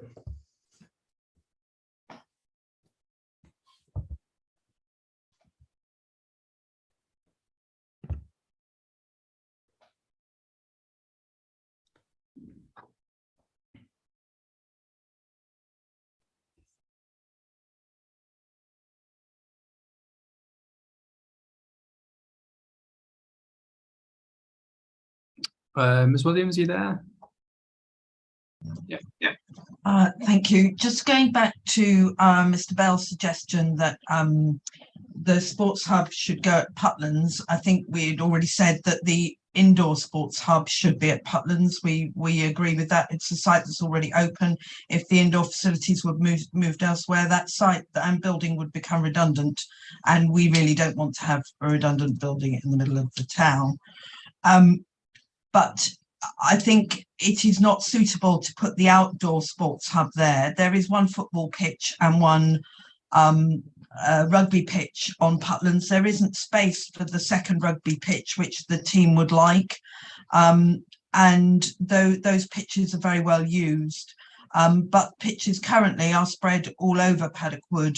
And I'm sure you can see that from the sports strategy, but or playing field strategy. But at the moment, that wouldn't be a good location for a whole sports site, because you couldn't have changing facilities for the widely spread pitches that are around Paddock Wood. The other thing I wanted to say in relation to the sports strategy, the report that Hannah Young referred to some earlier about the location of the pitch, we were originally told that that location had been chosen independent of any information referring to the local plan, that company had come along and independently chosen that site, whereas Hannah Young said earlier that having been given all the information about the local plan, that's how that site came about. So that's actually differs. And we were told some time ago that that report would be available to us and sent, but we can't find it in the listed evidence, and we still haven't received a copy of that report to see how the conclusions were drawn for that site. The other thing I'd like to say about landscape appearance, the development proposed by Redrow and Persimmon will directly abut onto collections of old farmsteads, listed buildings around Queen Street, and slightly to the west of there are a number of old farms and oast houses which are all listed properties. So I think the perception that Paddock Wood doesn't have any heritage, we do have heritage, including a farmstead that was included in the Doomsday Book. So it's a shame that there isn't any information about the heritage around Paddock Wood. Thank you. Mr. Moon, finally.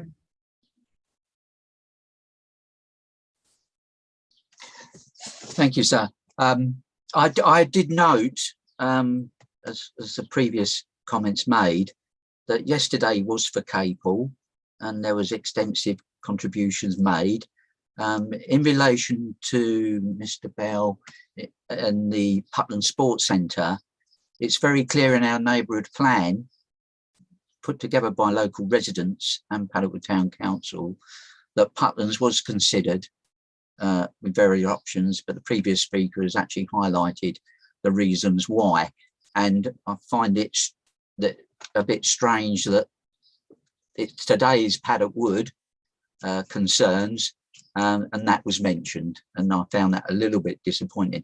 Going into the actual element here on the agenda, landscape character, just an observation that when the borough looks at new developments, specifically in the draft local plan, but any new development, time and time again, we see existing trees, existing tree lines within the green open spaces, specifically in Paddock Wood. When you look at the number of allocated houses, over 3,400, they are just removed without no consideration for the wildlife habitat, the connectivity within the countryside that could still be maintained with new development. And I think that should be looked at more closely. Developers' advertising board is not quite the same when you look at an existing tree line or hedge line. And I hope that is taken on board by the Borough Council. Okay, anything that the council wants to come back on, and we'll get sort of, don't think we need to get drawn into potential alternative sites. Just sticking with the submitted plan, but anything you want to come back and just on what we've heard about the landscape character or so yes, if I can, please. So to re-emphasize the underlying historic character review form part of the evidence base. There are not listed buildings in the allocation. I have the council's GIS system here, which has all of those which are on the Historic England database. They're not in the allocation. There are some adjacent to it, and I refer again to the plan on page 150, which Ms. Cave made reference to, and you can see the dashed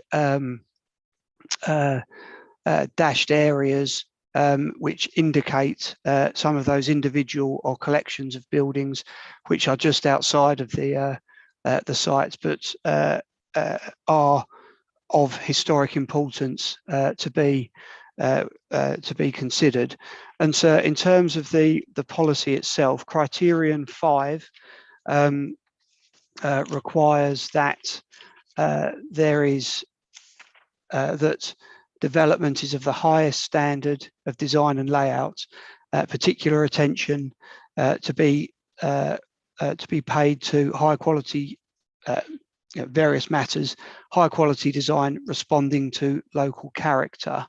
As part of local character, we would consider that to include heritage assets, although accept that specific reference there to heritage assets could provide more clarity in that respect. And then, sir, I would, in terms of how matters and planning applications will be considered, there are the various policies within the local plan that relate to design, and particularly policy EN5, which sets out the requirements in relation to heritage assets, which would form part of any assessment of a planning application. Okay, thanks. I'll consider this point further, but I think you're right. I do agree with you that the part that you read out, point 5, two things I think it needs to do. Yes, I think you're right. I think it needs to refer to heritage specifically, and also I think what you need to do is, if you've got have a look and have a think, and if you've got specific heritage assets that are clearly adjacent and clearly would form part of the consideration of designs of individual parcels, then whether or not they should be actually named or listed within the policy. It's dangerous doing that, because where do you stop? You end up getting to this situation where, do you list absolutely every heritage asset? Is it just designated heritage assets? But I'll leave that with the council. I think as a minimum, yes, it certainly does need to refer to heritage. It also needs to refer to landscape sensitivity, mitigation, etc., that we've already talked about. Have a think also as to whether it should go further and actually list heritage assets, which I think can be helpful. I think is sometimes needed for effectiveness, especially where you've got assets immediately adjacent to strategic sites, and they're clearly going to have an impact as to your design, layout, landscaping, etc. But I'll leave that one with you. Noted. Thank you very much. Okay, so there's Sir, one. can I just, before I've not interrupted, but this is important, because there are heritage connections in relation to new development within the draft local plan. We have the existing old steam line from Paddock Wood to Hawkhurst, and part of borough policy is to protect that route along the line, and some of that route is incorporated in the draft local plan. So it's not quite true to say there's no heritage considerations within the draft local plan. Sorry. No, I don't think anybody was suggesting there wasn't any heritage considerations. I think we were just suggesting that they need to be made explicitly clear within the policy that these are exactly considerations that need to be taken into account. Okay, there's one more item on the agenda. Mindful that the time is raced on to 5:20. Are people happy to continue the last item? Yes, this will see some sort of nodding heads. Should we have a quick comfort break before we do that? Yeah. Okay, we'll have a quick 5-minute break. So again, don't log out, just turn the cameras and microphones off, and we'll return just after 5:30 and just go through this last item. Thank you.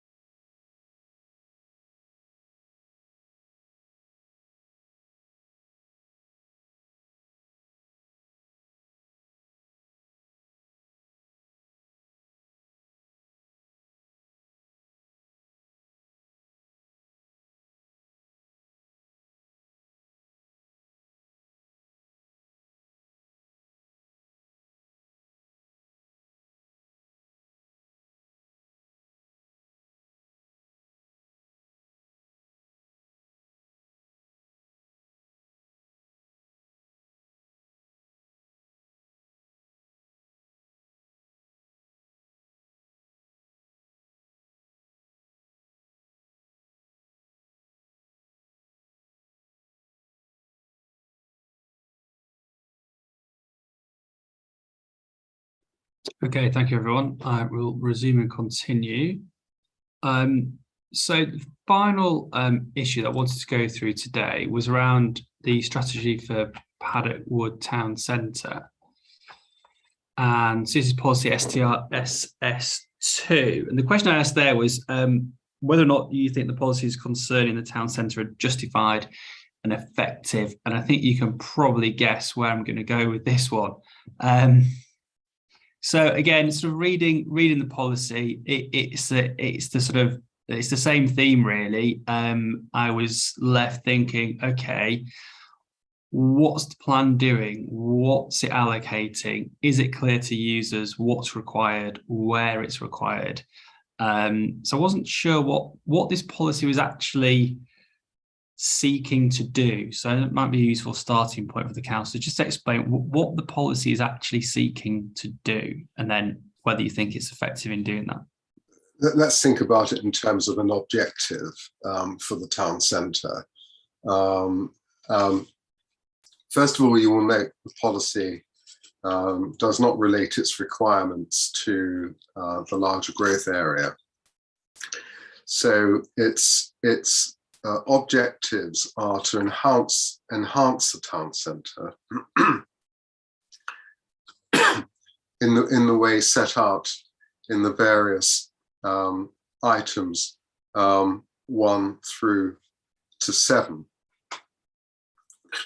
And it deals with permeability, rationalisation of parking, providing an appropriate mix of uses, including residential, etc. And what it's doing, or attempting to do, is seek to use the mechanism of an SPD as a means of delivering this through the planning management process. And of course, it falls into the same problems as has been identified in relation to the requirements for SPDs in relation to the strategic sites. So I don't think anyone, we will hear from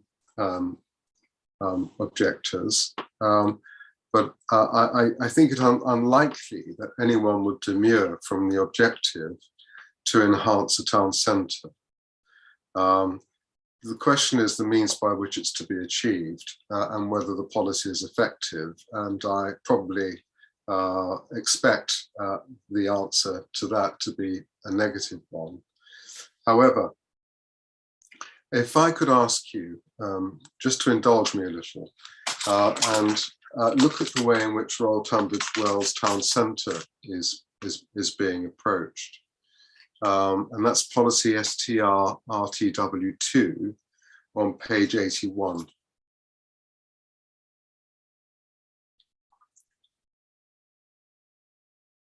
And it's doing something similar in the sense that it's looking to enhance the role and the townscape and environmental quality of the town centre. But it's doing so through an entirely legitimate mechanism, which is the use of an AAP. And for those who don't know, that shorthand is for Area Action Plan,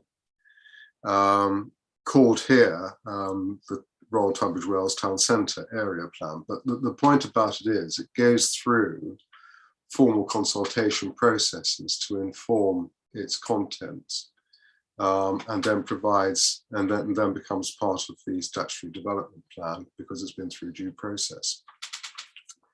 And there is absolutely no reason, as a matter of consistency, why, and given the importance, of course, of this town centre, Paddock Wood Town Centre, in the context of what's being proposed here, why the same approach should not be taken here. It may require some tweaking of the policy, but there's absolutely no reason why, as a matter of consistency, the same approach should not be applied to Paddock Wood Town Centre. So I don't know if those instructing me would like to sort of come back. Mr. Bourne, would you like to add anything to that? So if you're happy for Mr. Bourne to do so. Thank you, sir. And recognising everything that Mr.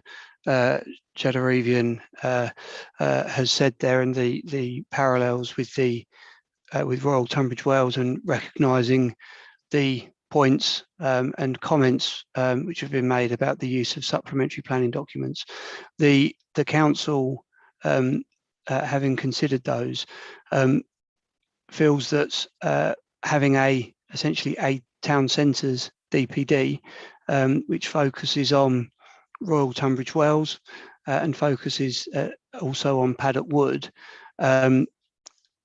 could be an appropriate mechanism to take forward an area action plan for Paddock Wood. That would allow the relevant work to be undertaken to develop the Regulation 18 and Regulation 19 versions. There is significant work already been undertaken to inform an SPD. The timetables for the SPD are set out in the existing LDS, so the council would not be starting from a. I think you mean DPD. I think you mean area action plan rather than SPD. So, sorry, to be clear, the council has already undertaken some work in preparation for the an SPD as set out in this policy, but that work would be very helpful as baseline work to inform a DPD or part of a DPD. So the council would not be starting from a sort of standing still position. There's significant work already. It would require an update to the LDS to reflect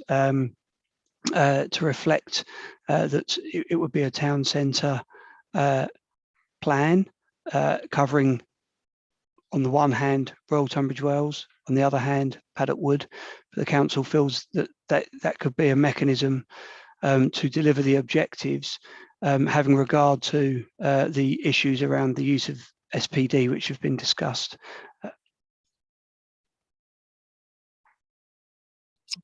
Just thinking out loud, what, and this may be a question for others around the table, what's the scope of the neighbourhood plan, and what's the neighbourhood plan going to cover? Would the neighbourhood plan cover the town centre? Is the neighbourhood plan seeking to allocate specific land uses in the town centre? Where obviously we've heard that work has progressed. I don't know if others might be able to sort of fill me in a bit more detail, Ms. Williams, perhaps.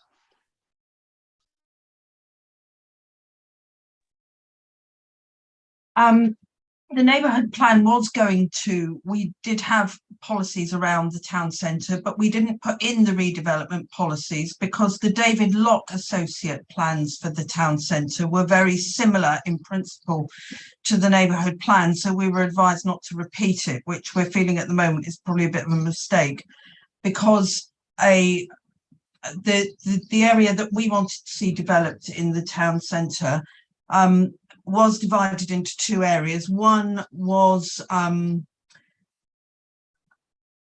the borough turned it down. There was a planning application for a residential elderly residential block of flats, and that went to inspection, and the inspector passed it. So that took up half the land parcel, and the other land parcel had just been approved for basically car parks and 2 blocks of flats with a small communities room, which isn't what we would like to have seen. But there is a David Locke plan for developing the town centre. We were told as an SPD, but we don't have any confidence that actually any of that will come forward.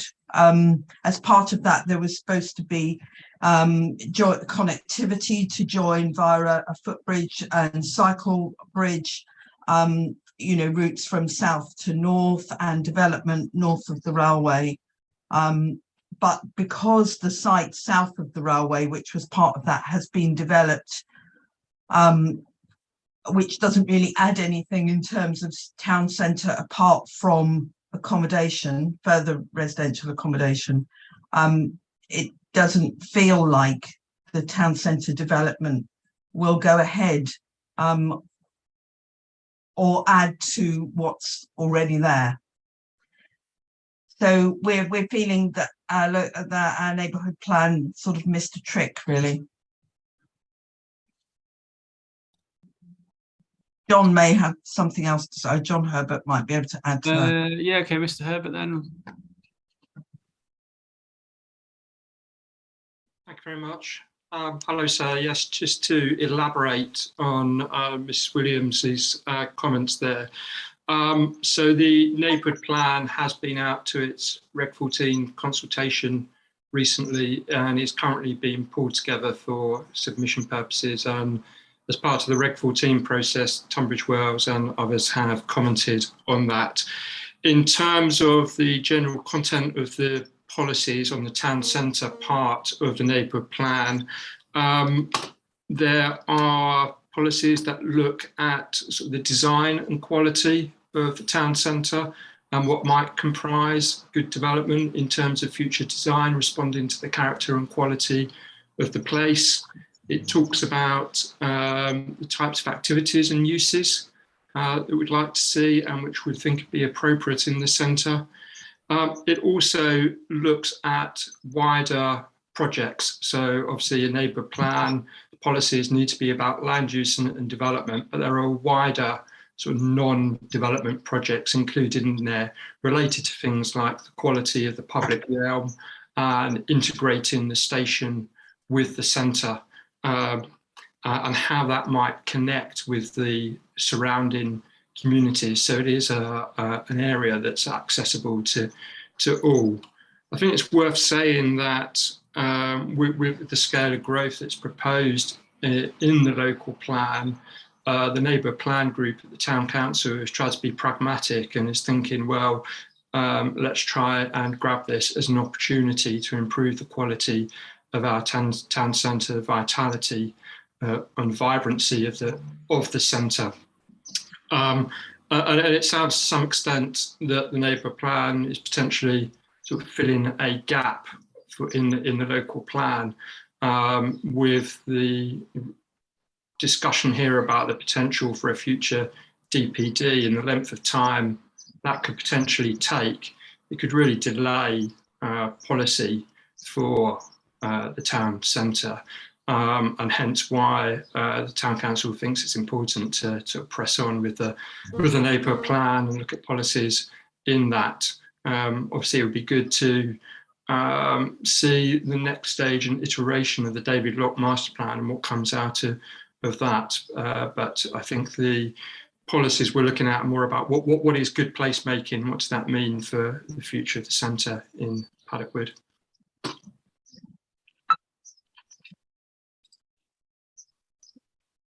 Again, just thinking out loud, really. Rather than saying, so you've got a policy as submitted. It says that you have this this document. So local plan set out the framework, provision of a Paddock Wood Town Centre Framework Master Plan SPD. So another master plan, another SPD, setting out strategic vision for the town centre. Why? And again, just thinking out loud. Why don't you just flip it on its head and say in your policy, this will be the vision for the town centre, and just set it out in your policy, set it out in your strategic in your strategic policy within your local plan, and where you say things like increase residential development, just make it clear that you will support residential development as part of an appropriate uses, and just turn it into a, rather than this is a list of things that we're going to have another document do, just do it really, and set the support out for it, because it doesn't sound like I'm not saying that the local plan needs to at this stage go into further exploratory detail about allocating individual sites, because it's quite a high level document. It would then allow something like the neighbourhood plan or an SPD if you wanted to go down that route to sort of hang off the strategic sort of thread of the local plan, really. It sounds like you're all wanting the same thing for the town centre. So maybe just do that. In fact, one of the approaches I was going to suggest, if that were not appropriate, what was to redraft this as a vision policy supportive of particular objectives for the Paddock Wood Town Centre in the way in which you just described. So that is, of course, another option, and provides a basis then, if it can't be done through the neighbourhood plan, certainly it provides a basis for cooperation between the parish, the borough council and local residents to input into either the neighbourhood plan process or alternatively, if it's necessary to do so, an alternative action area plan process in due course. So taking that on board, it would be a simple matter of redrafting this policy in that way, to make it a strategic enabling policy, setting out a vision for the town centre and the components we would like to see there and support. And on the so on the submission version policies map, the inset number is, what's the inset number? 4, I think. Yeah, I can't see. So within the submission version policies map, and again, I just don't have the key, so I'm just asking the question really. The town centre boundary is identified, and I'm pretty sure that's the same boundary that's in the local plan. Yeah, it's map 30 of next policy. But within the submission policies map, you've got the town centre boundary, which is this sort of buff colour, and then you've got a sort of dark maroon colour. I don't have the key. I'm assuming is that a primary shopping area? Is that it seems to encompass a supermarket and then part of the high street.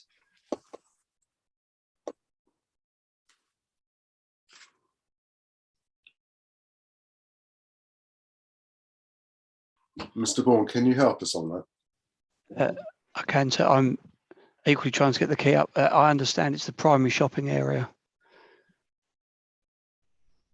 Yes, I don't think it's shown on the key. And then you've equally, so you've got town. It looks like a town centre boundary, primary shopping area, and then I assume the dark colour is a primary shopping frontage. Oh, well, retail frontage. Retail frontage, yes, sir. Yeah. Okay. So that goes back to obviously. So you've got the policy that again talks about it talks about the identification of a primary commercial area, and again, does the local plan not already do that through identifying a primary shopping area and retail frontages, etc., or by primary commercial area? Are you thinking about something else?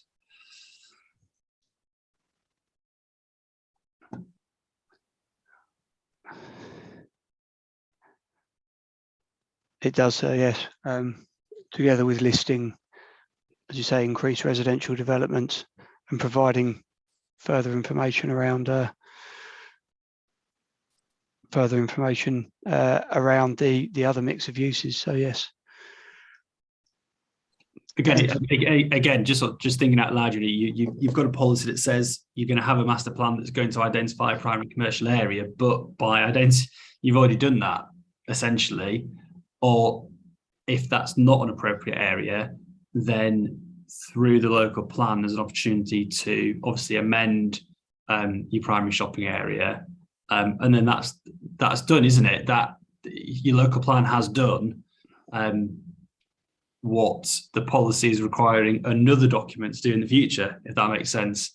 It just seems a bit counterproductive when you could have just say, here's the town centre boundary, we've identified it, and obviously we can come on to talk on the retail day with various participants as necessary. Say we're going to identify a retail boundary or a main town centre boundary or main commercial boundary, call it what you want, and then within that area we are going to support the principle of X, Y, Z, A, B and C, and that would form the basis of the policy. And then if there were some specific uses around a specific parcel of land, then whether an SPD or a neighbourhood plan came along, it would clearly be in alignment with your local plan, and there'd be no need to go down the route of AAPs and SPDs. And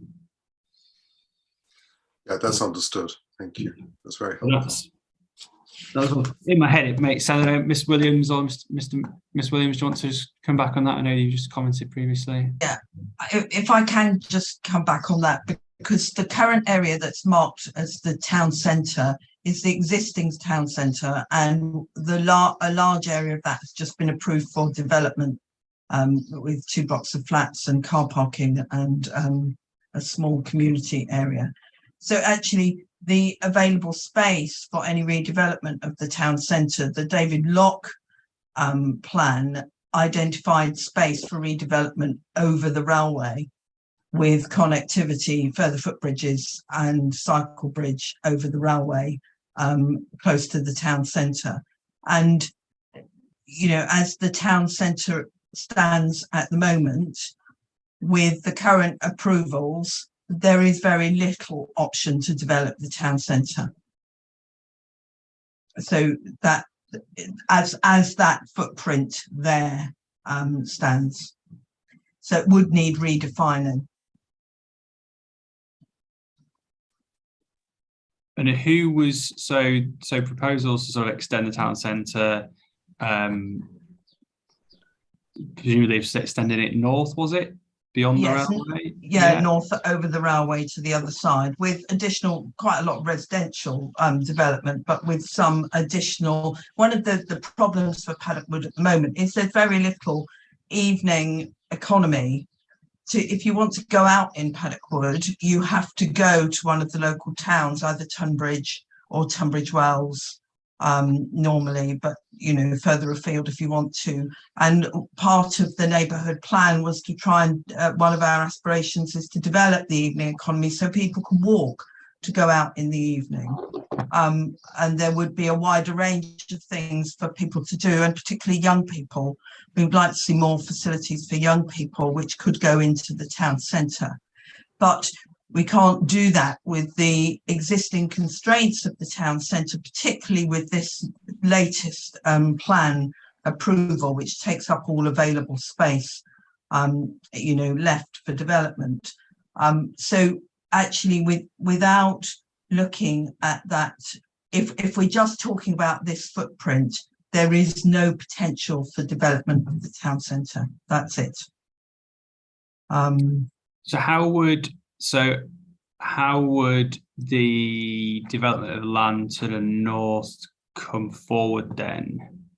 Well, I think there are some suggestions that we know one of the companies that's in one of those buildings just north of the railway would like larger facilities, and there is an employment development area being it's in the planning process further north in Paddock Wood, and I understand that company is looking to move to that development if that's approved. So that would free up some space there, and there is some redundant space in that area, which is effectively a brownfield site, which could be used for development of mixed retail or you know, restaurant and residential properties. And so, you know, the plan that David Locke put forward, although there were issues with it, it did look quite good, and it did meet the principles that we'd laid out in our neighbourhood plan. The principles were very similar. It also looked at developing the railway station to, you know, to be a sort of transport hub so that buses would come in and turn round there, and then leave again, and there would be better taxi facilities because they're quite limited at the moment in Paddock Wood. So actually the proposals from David Locke were very good. And certainly if we're looking at the scale of development that we are looking at, we would need that sort of development in the centre of the town. But it cannot be done on that existing footprint. So I would be a bit worried about having this policy redeveloped as is if that footprint was left as it is.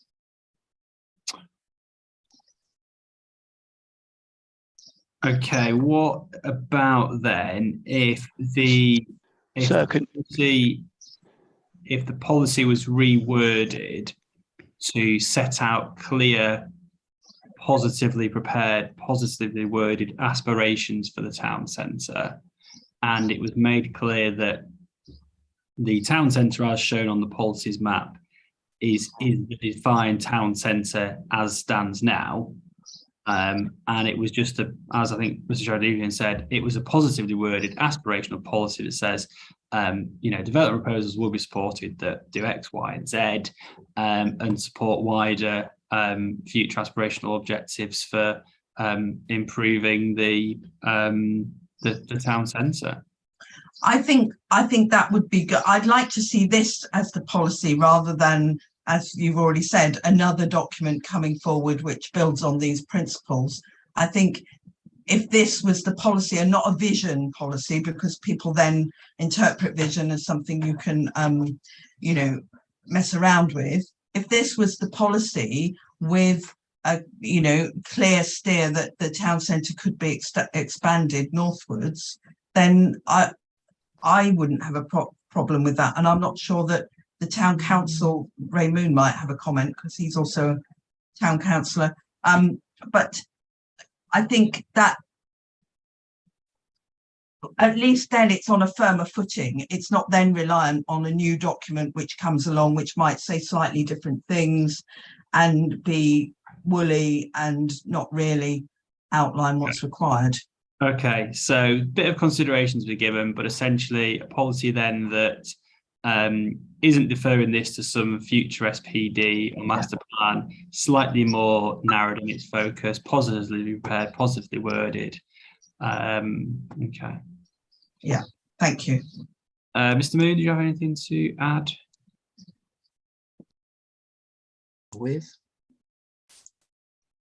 Thank you, sir. By coincidence, some of the comments already made, but I think there's a crucial element here is that in the past with Paddock Wood, we had a new development put forward by Borough some years ago, and it was purely just a vision, and unfortunately it never happened. And I think with the potential of the town centre being enhanced, improved with its existing footprint, has its challenges. I've already mentioned Network Rail. They are not the most easiest utility or service to engage with, and we would need major permissions from them to even say have a bus station or a bus hub where we could coordinate arrivals of buses and trains in a more efficient and effective way for the community. And that at the moment is not going to materialise even with the enhancement of the town centre. The other thing that worries me a little bit is that which comes first? The development comes first and then we enhance the town centre. Well, they should be in tandem, because one of the suggestions was to reduce the traffic movements over the railway bridge, which if you consider it is the major pinch point for the development of Paddock Wood Town Centre. If you then say to yourselves, well, we're going to have it pedestrianised and only cycleway, then you have other issues relating to vehicles, because people will still, unfortunately, will want to drive their vehicles into the town. Coupled with that, we've already seen this morning in relation to potential bus routes to serve that new town centre. Well, that's easier said than done again, to actually get the bus services involved in that via KCC. So I think that unfortunately, I personally think this is far more than just to go back and to maybe have a revamped vision. There are so many issues and potential roadblocks that need to be addressed before you develop the town centre. We had a setback with the development of a major residential elderly home in Paddock Wood, which made a major impact on our potential future vision of what we wanted within the neighbourhood plan. So I think it's more than that. And I think, again, the overrunning issue, I think, today has been there are so many different elements like this one where it doesn't all knit together. So, you know, I would ask maybe to step back with yourselves and the borough to really feel confident in themselves that they are actually going to be putting forward something that is good for Paddock Wood and good for its residents, and more importantly, for its new residents that may well be living in the area. Thank you. Yeah, I think just in summary, I'm sure the council will be aware, but yeah, I'm not advocating, you know, policy talking about specific uses, crossing the railway, anything like that. Nothing that's, you know, that's not before us, essentially. I don't think you can be that specific. But I think you understand the general gist of the problem, and the options available to amend the policy. Yes, so I was just going to add that a number of the points that have been raised by Mrs. Williams and Mr. Moon in terms of the context of the town centre, the permissions that have been granted, the council very aware of those. On the Network Rail points, there is significant land holdings that Network Rail have, including land immediately to the south of the railway line around the railway station. And so I draw your attention to paragraph 4.22 of the Statement of Common Ground with Network Rail, which is specifically in relation to Paddock Wood Town Centre, and where Network Rail confirms it recognises the opportunities open to explore options for development in this location. Agreed by both parties, they'll engage proactively on driving forward a vision for the town centre. So I think all of that, hopefully that provides comforts in terms of the suggestion that's or the discussion that between yourself and Mr. Shadarivian and others there, that we can take forward some redrafting on the basis of what's just been discussed. Just a very minor point of clarification. On the inset, on the policies map, the Paddock Wood Town Centre, which I think is inset map 4, I think. The one that I was looking at, sorry, inset map 5. To Mitchell's local plan, inset map 5, Paddock Wood Town Centre. All the area to, it shows the town centre, shows town centre boundary, and then all the area to the north is designated as STR SS1. Is that right?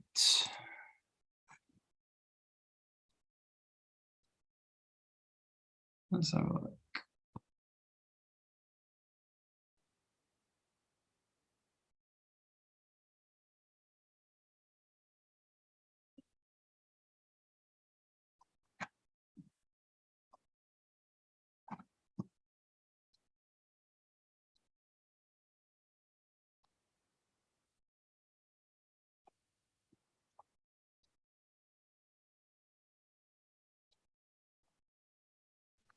No, sir, that's not right. And we will.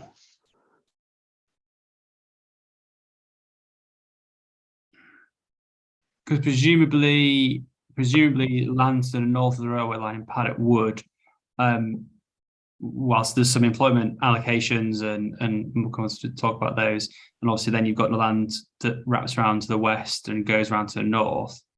Presumably not all of the land is part of the strategic allocations.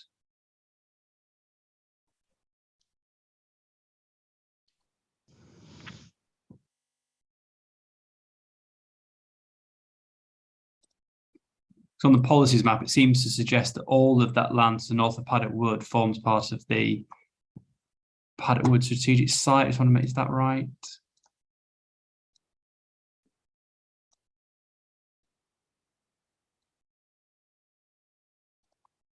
Obviously, you've got all your existing employment uses in that area, haven't you, and existing properties, etc.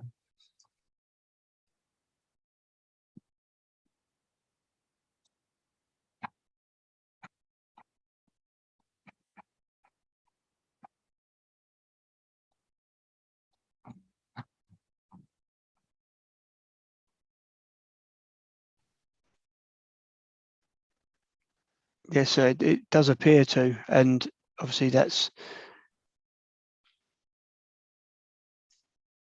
we need to consider that.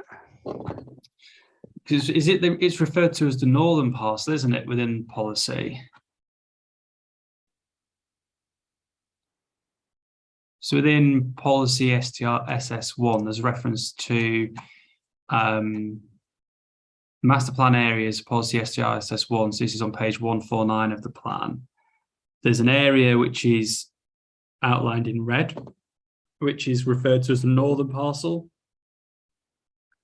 But then when you look on the master plan, that's just existing uses. So apart from the new employment areas, it's not master planned because it obviously exists.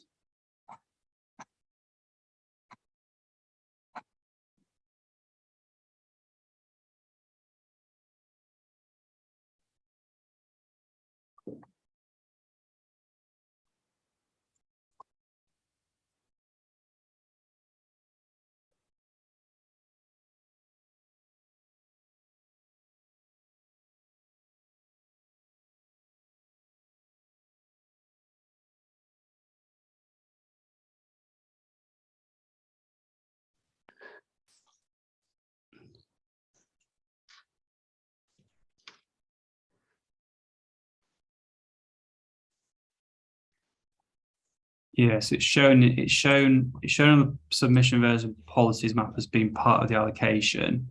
It's then referred to within the policy as the northern parcel and identified in red. Whereas the master plan just seeks to allocate the new employment uses. So if I think we may have to clarify this in a note to you, if that's possible.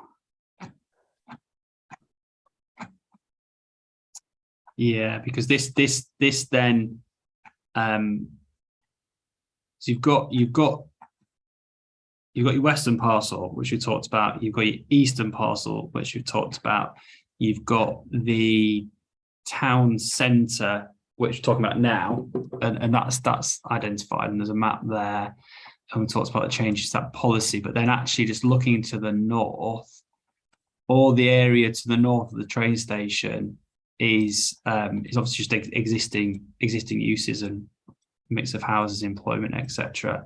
But then it's edged in red and called a northern parcel where you're expecting an SPD. I'm not sure what you'd expect. What's proposed there?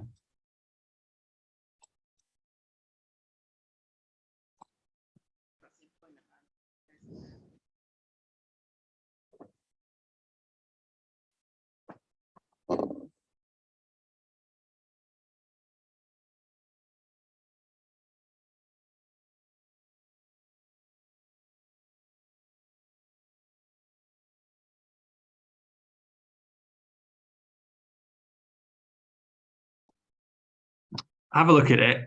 I presume that the new industrial developments are obviously allocated, but it's the rest of it. I'm not actually sure what's required there. So I think you need to go and have a look at that and just clarify why the areas are shown as part of a northern parcel, whether it's part of the allocation.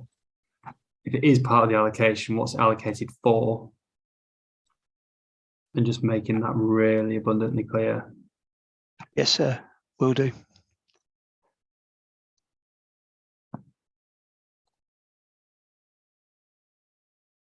Okay, anybody got any other comments they want to raise then? We've heard a lot today for Paddock Wood, but anybody any final comments they want to add at this stage? Mr. Hayes? Thank you, sir. I listened with really great interest yesterday to the discussion on Toodley Village, and just in terms of the IDP stroke trajectory and viability matters. And, we didn't really have a chance today to talk about that in terms of Paddock Wood. I was wondering, will there be an opportunity to do that on future sessions? Yes, the matter number escapes me. I'm going to say 9, I think, which I think is where we talk about essentially, will the council be able to meet their housing needs? When sites going to come forward? Will there be a 5-year rolling supply, etc.? So yeah, that's where we'll sort of get into the sort of real sort of nitty gritty of deliverability and the sort of realistic prospects of these sites delivering when they say they're going to. Okay, that's great. Thank you very much. Anybody else? Nope. Okay, anything from the council? No, thank you very much, sir. No. Anything from yourself, Charlotte, if you're still there? I'm still here. No, nothing from me. Yeah, okay, fine. So tomorrow morning then we've got another 9:30 start. And the separate invites for that have been sent out. Charlotte, just remind me, is that an occasion again where we've got a separate invite for morning and afternoon? Yes, Yeah. now. Yeah. Yeah, separate invites morning and afternoon. So again, 9:30 start. Again, people just log on 10 minutes or so before. We can just check microphones, cameras are working. Yeah, thank you very much for sticking with today. It's certainly very helpful to get through these topics. As I set out in the programme, appreciate that it means sort of sitting past 6 o'clock again, but I certainly do appreciate it. So thank you everyone for sticking with it. And we'll see those of you attending tomorrow morning at 9:30. Thank you very much. Thank you, sir.